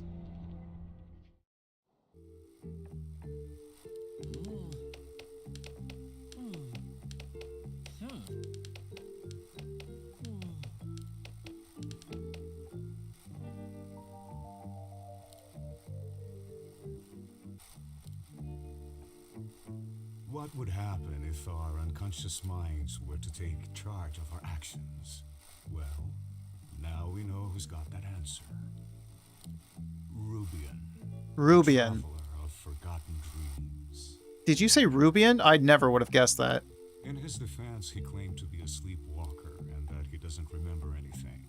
But I bet he never forgot my criticism of Sophia. During his sleepwalking, he attacked me violently using whatever he could find in the alley.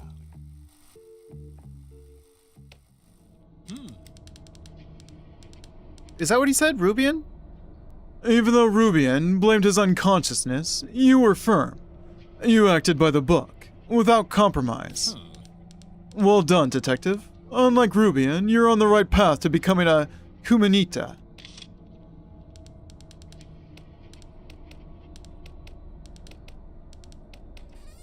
Yeah, I'll be back. You could honestly just save me time.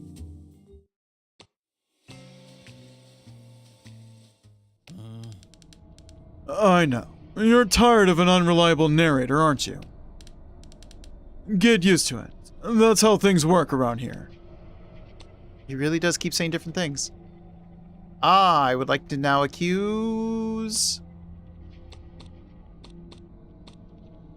How about Capitu?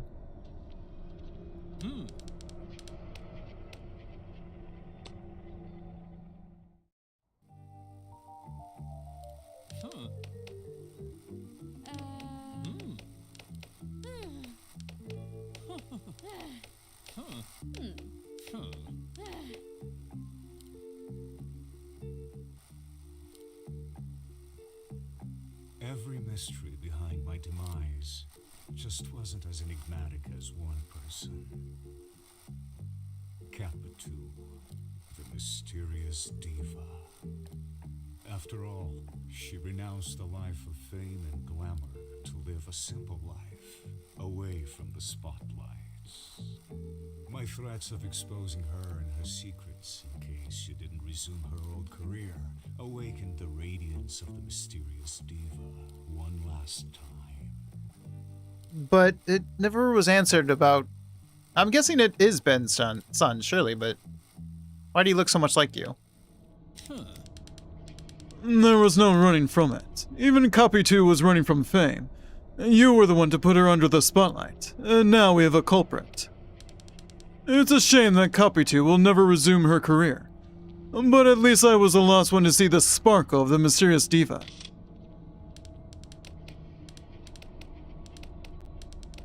Your time isn't up.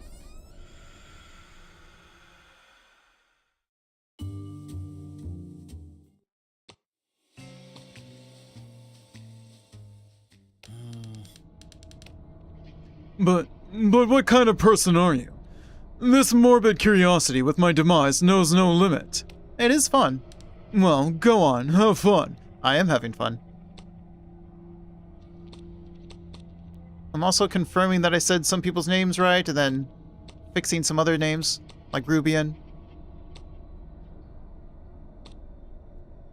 Let's do your sister.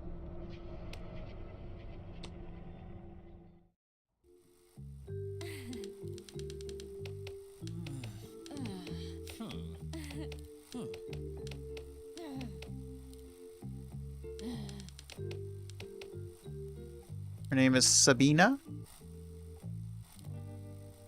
Of all the possibilities, it had to be the one who returned to the crime scene. Ah, Sabina. Blood of my blood. Scissors? Her return to high society would only be possible after I was dead and gone. Hello, Obsidian. Welcome in. It was the perfect alibi. She was on her way to church and fatally injured me with her hairpin. Oh, it's a hairpin? That's a very large, sharp hairpin. Well, I've technically finished the game. I'm allowed to keep accusing every person, so I'm slowly accusing everyone to see what it looks like. Your detective instincts brought you to my not-so-dear little sister. It's a shame that things between us ended this way. Detective, I hope you're satisfied with your ending. You know what? This would make a good thumbnail. This right here, with him saying, I hope you're satisfied with your ending. After all, it was your choice. It's also allowed me to confirm how to say people's names. Because this part, and only this part, gets actual voice acting. But edit to Cairo.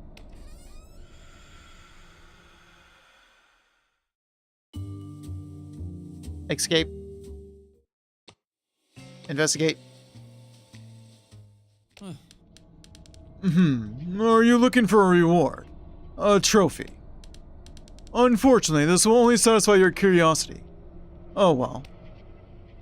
I do like that he continues to say something different each time I come back. I'm curious what happens if I were to do the same person twice. I want to know if I said his name right. Cabral? Or, Coatram. Let's do Coatram. Coatram? Yes. I was saying Coatram.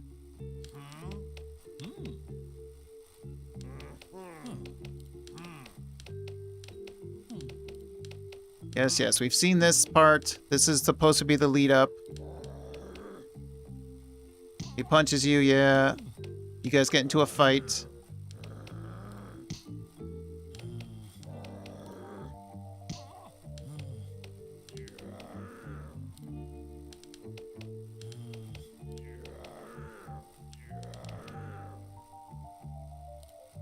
And then I see his fist.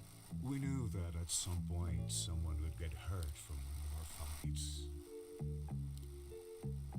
Coatram, a brainless bruiser. He used a crowbar? He wasn't very happy that I stopped helping him with his loan sharks. We got into another argument. But this time, unfortunately, he had a crowbar.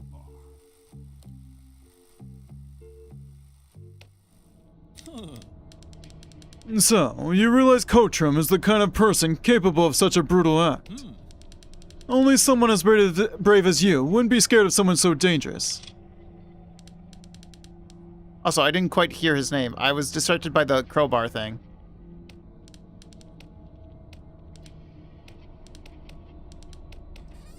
Oh well.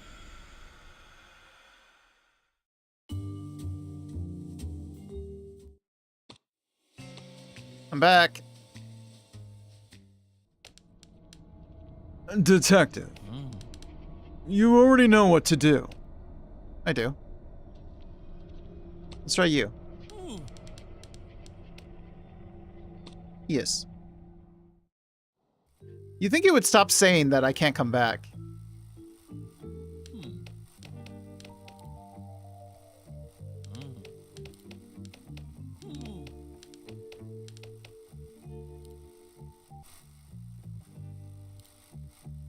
Thou shalt not kill. It seems that someone ignored this commandment. Padre Cabral, how sinful. Cabral. Instead of being thankful for becoming a priest because of me, he got resentful for not being able to make his own choices in life. It wasn't a divine hand holding that sharp umbrella. It was his. You died to an umbrella. You're really going with that? Just like Padre Cabral, you made your choice and you got to your culprit. Should I be thanking heaven for putting you in my path?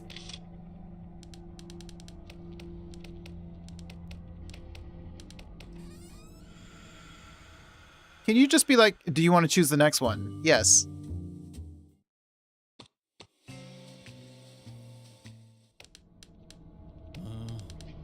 Oh, now he just repeats. Aw, that's sad.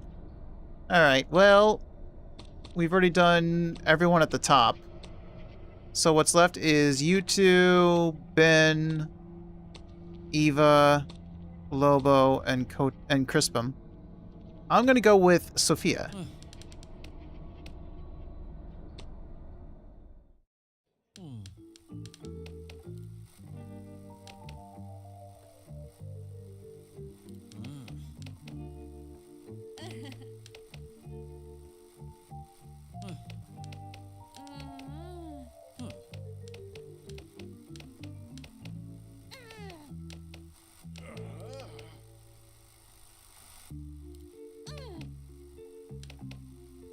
He gets kicked out.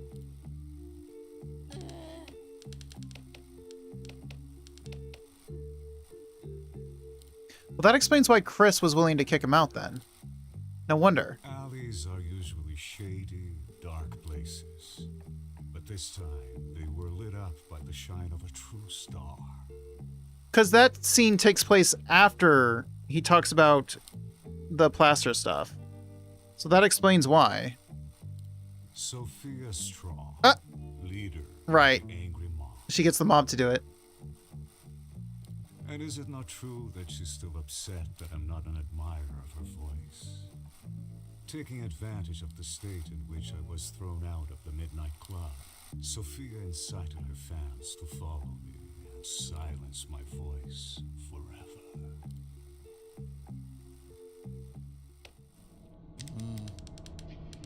Sophia knows the power she holds over her fans.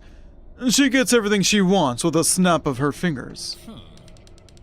Only someone with your sense of justice could notice this show of cowardice.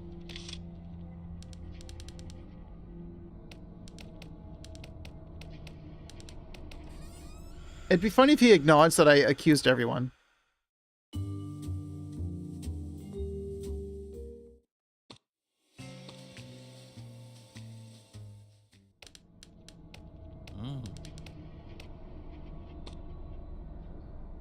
I would like to go with Eva next. You know what? Let's go with Virgilia.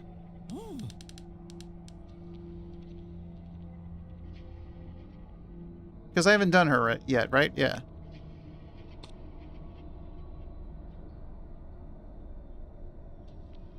Right? Why did I hear her name said? Oh, because when you were talking about the... Yeah.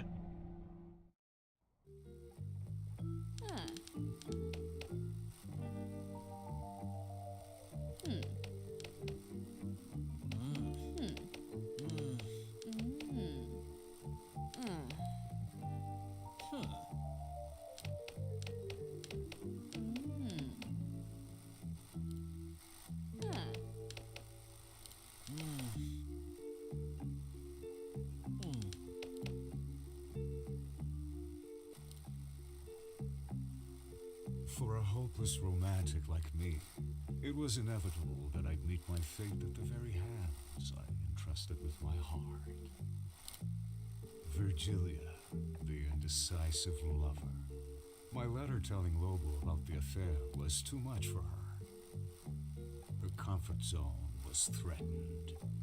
The needles that embroidered that handkerchief met a different use inside my chest.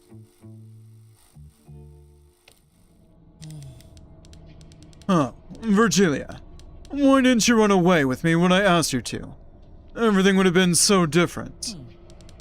Now it's not the time for laments, because here is your answer to this crime, and that's all that matters.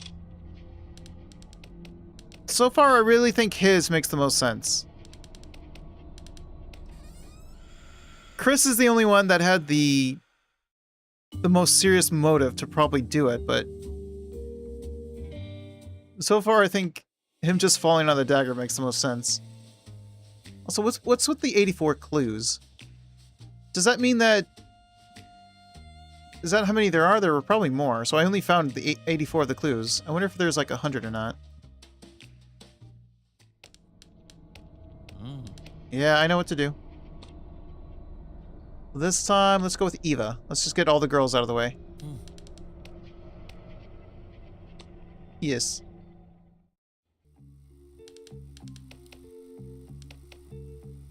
So, are you saying that she got the guys to do it?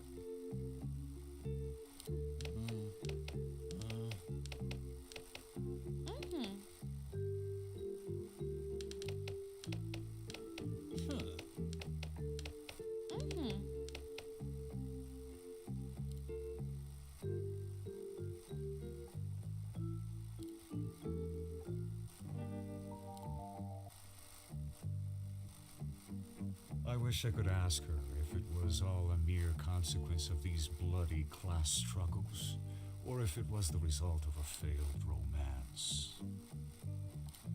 Ava, the heartbroken adjective. It was just her. With a, flathead. Regardless of her having camouflaged her passional motivation behind her political cause, a murder was committed. She followed me to the alley and, symbolically, struck me straight in the heart with a work tool. That would require some effort.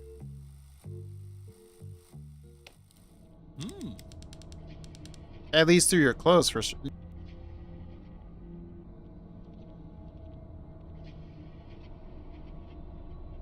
And we're back. Oh, did it reconnect without starting a new stream?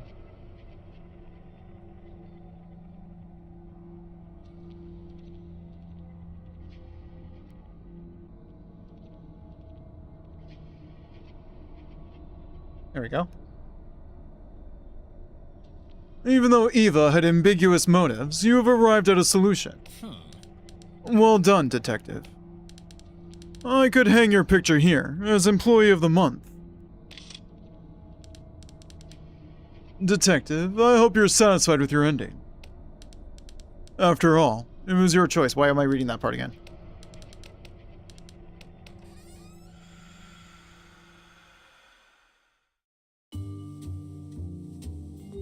Escape. Now, it'd be nice if he acknowledged that I've accused everyone, but he's probably not going to. Let's go with, who should be the last one? Oh, are we down to the last two already? No, 3. We're down to 3. Ben, Lobo, and Crispum. Let's go Crispum. Am I saying Crispum right?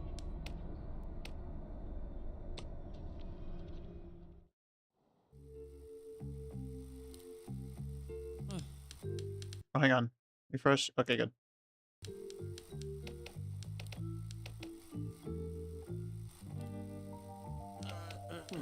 Three hours and 40 minutes, and we only had 1 disconnect. Not bad. And the disconnect didn't even create a new stream on YouTube, so that's good. A bit of an obvious choice. After all, he was always there, lurking, lying. Crispin, the compulsive Crispin? liar. The pharmacist who never got over the fact that he missed the great opportunity of being my business partner with the plaster. He took me by surprise, like the coward that he is, and attacked me with one of his work tools. I knew you wouldn't let that little liar off the hook. He's never fooled me. Excellent choice.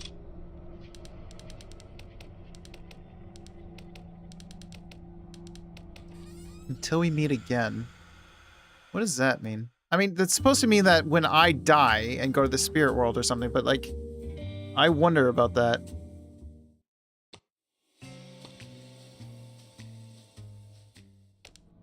Yeah, I know what to do.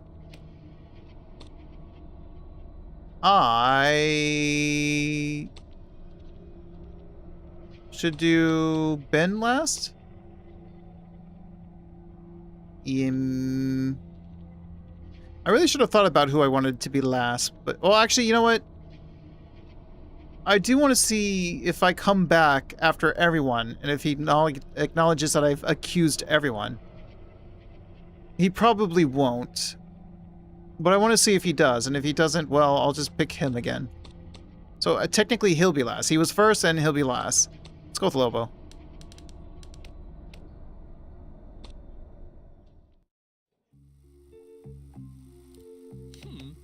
Yeah, he killed you over an eclair.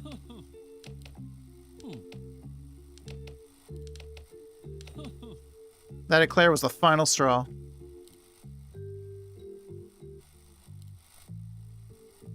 Who else could be responsible for my demise, if not my nemesis? Lobo, a murderer. 13 letters. Oh. Yeah. Our disputes could only come to an end when there was only one of us left standing. Just with a bottle? And here we had our last clash. The treacherous Lobo knew that he would lose, and he cheated, breaking a bottle of whiskey and driving it into my chest. To be fair, we never saw the wound. So I don't even know what the wound looks like, so... Lobo, like any cornered animal, became aggressive and attacked the one who was a real threat to him. Bravo. You revealed the true face of that butcher.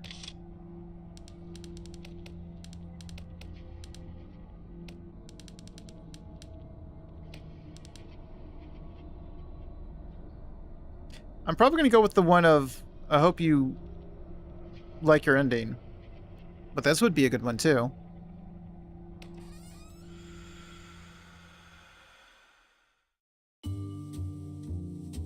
Because if I tab out, yeah, the game pauses. So I could get him that bit of a zoom in on him, on his behind.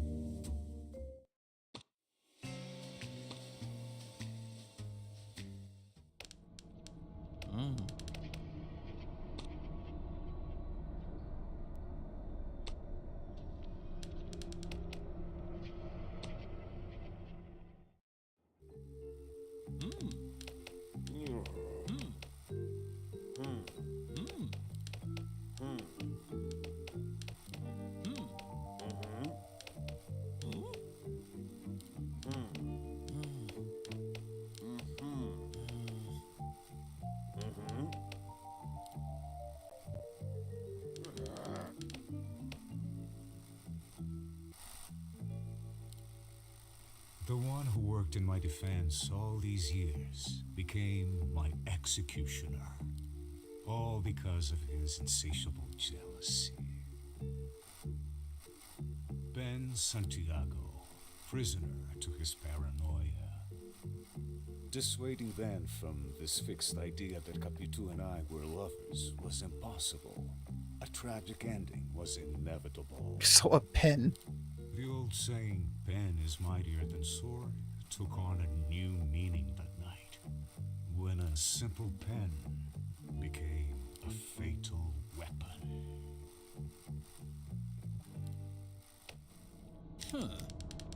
This investigation led you down the twisted paths of Ben's mind, and with your sharp insight, you chose to name him as the culprit. If you also have doubts about Caputu's infidelity, this isn't where you'll find the answer. Draw your own conclusions. Yeah, that seems to be the point of this game. See, I can either go with this, which is what I was thinking.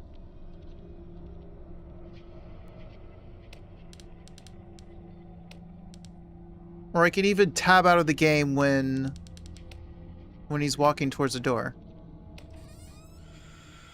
Like that. I could do that. Or like that.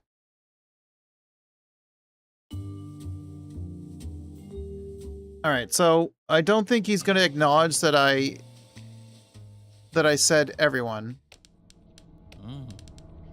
Yeah, he doesn't. Man, it would have been cool if he did. Because I'm pretty sure I accused everyone. I don't think I missed anybody. Man. Oh, okay.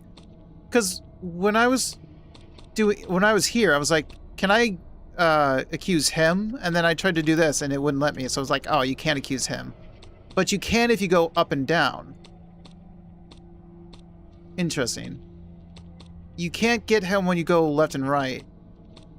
But up and down you can. Weird. No, I don't. It was clearly you.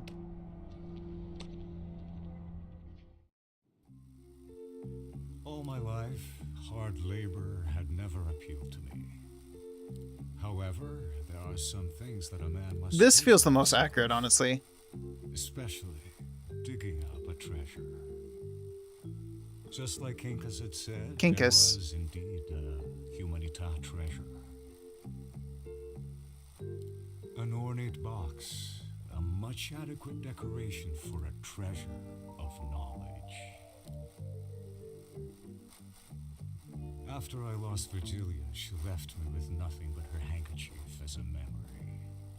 I turned my attention to the box containing the Humanita treasure. This is the only one that even mentions her handkerchief, actually. Because, yeah, you had her handkerchief and it got blood on it. Probably because you had it near the dagger. The Humanita treasure is a weapon? A dagger? My mistake was carrying it with me like a talisman. Little did I know what fate had planned for me. Oh, actually, no. That handkerchief's probably tucked into that Wasn't an ordinary gentleman pocket. Which is usually, like, right on the heart. The heated arguments I had took a lot of energy. But this is the only one that also mentions the cough. And my health wasn't as its best. And thus, Brass Kubas fell to the ground. The dagger. Yes, the Humanita dagger. The treasure of our order found its home into another chest. My own. In despair, I removed the blade. Another fatal mistake. The bleeding is uncontrollable, and after a few moments... Yes, Brass Kubas is dead. Yeah, I think that's the ending. Yep. I think it was you.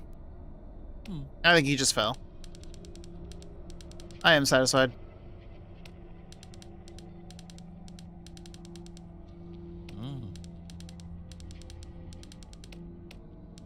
Plus, this is the one you have the most to say about. All the other ones were two-liners, but you talk a lot here.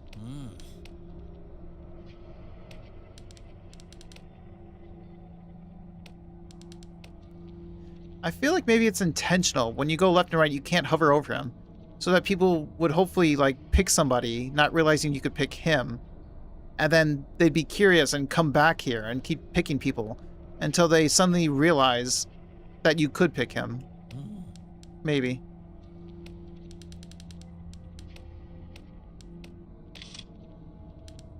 Alright, so which thumbnail do I want? Because we're done now. Because unfortunately, I cannot get my achievements without starting a new game, it looks like. I missed 3 achievements. Bad trip, making the wrong mixture at the pharmacy, which, yeah, I have to start a new game for that one. You only get 1 chance at that one. Unusual visit, meet one of the Casa Verde fugitives in the office? Meet one of the Casa Verde fugitives in the office. What office? Oh, wait, didn't I do that? Are you talking about Borba? He's a fugitive, and he's in the office. Unless there was a way for me to break him out? without the doctor freeing everyone? I don't know. I don't know what that one's about. And then there's Full House. Modify the routine of 3 characters to go to the Midnight Club performance on the same day. I got 2 of them. I didn't know who the third one was. Since I have to play through the whole game and do those 3 on my own, I'm going to go ahead and check the guide. Because I'm curious.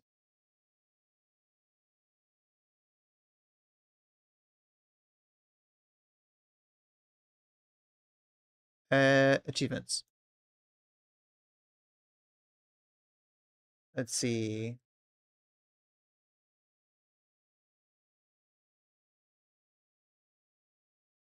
Unusual visit. One of them, number 286, as the one who looks like the detective, heads to our office. Oh. Speaking to him gives the achievement and ends the loop. Oh, okay. So, yeah, the one who looked like us, apparently he goes to our office. I need to do that. I have to start the whole game over to do that. And then the other one was Full House. We were supposed to get Rubio, Eva, and Coachram? Convince him to bet on the lion so he becomes rich and lives it up at the bar. Do the lion signs before 6 p.m. and then convince him at the industrial park at 7. I didn't know I could do that. Oh, wait. Did he not come back to the harbor when he was rich? Oh, maybe he didn't. Oh, I guess I just didn't realize where he went. So it was Coachram. I was wondering because, he gets rich and everything. Maybe he'd want to go to the bar. So it was him. Okay, so I just have to do him. So that's the third one, the 3. Where's the other one? The other achievement I missed was... Oh, Bad Trip. Yeah, I know that one. Okay, so that's all. That's everything. So, do I want him walking away with waving his hand, or do I want this? Speaking of, turn this off. And then make this big. Too big, too big. Let me think. I gotta pick one. Because if I go to the waving one and decide I want this one, I have to go through a whole nother ending again. So I think I want...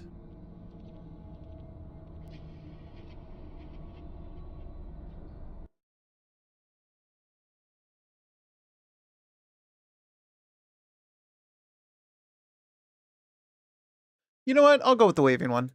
Why not? I just gotta make sure I don't time it poorly when I click out of the game.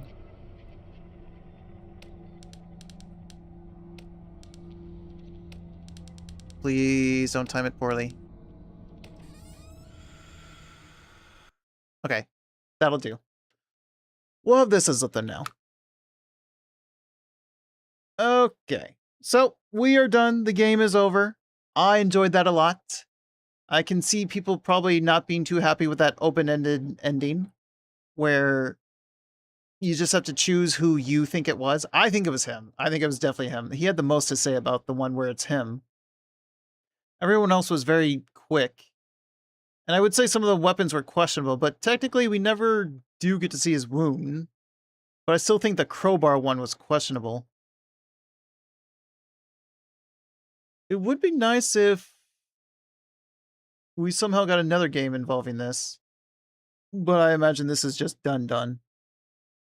So if anything, maybe they just make another game similar to this one rather than directly related to this one. I'm still curious about Us, though. Some of the stuff he was talking about Us, the detective, makes me wonder. I don't know. But even so, I enjoyed this a lot. I don't mind the open ending thing.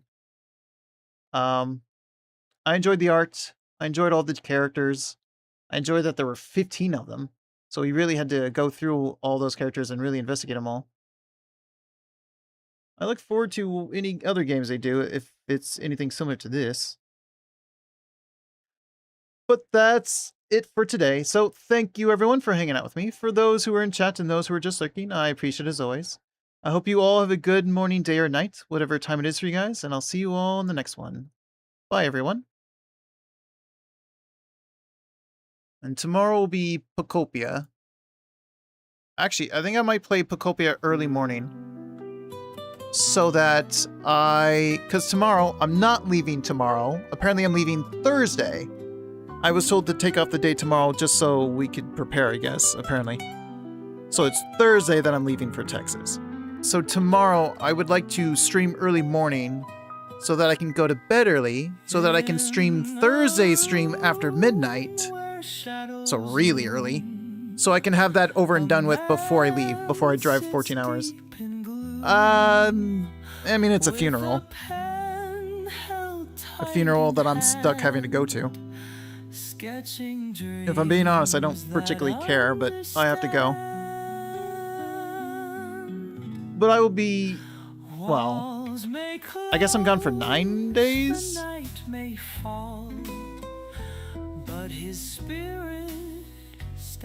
Well, it's fine. At least I don't have to work. So who are we rating? To worlds where dreams are free. With a pen he built his dreams, turning silence into streams. In his mind he's never alone, crafting Mako, Chi is doing art. Ribbon's chatting.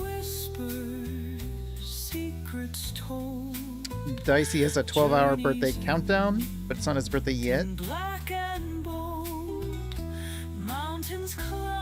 Oh, Atsuki's doing Superliminal. That's always an enjoyable game. Maybe we do Atsuki then.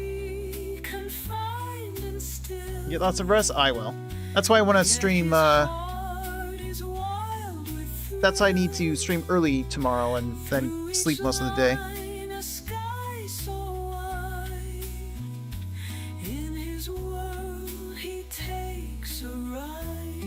I almost forgot about my raid messages. Raid. Stars that gleam in darkest night. With a pen his spirit sings, soaring high on high.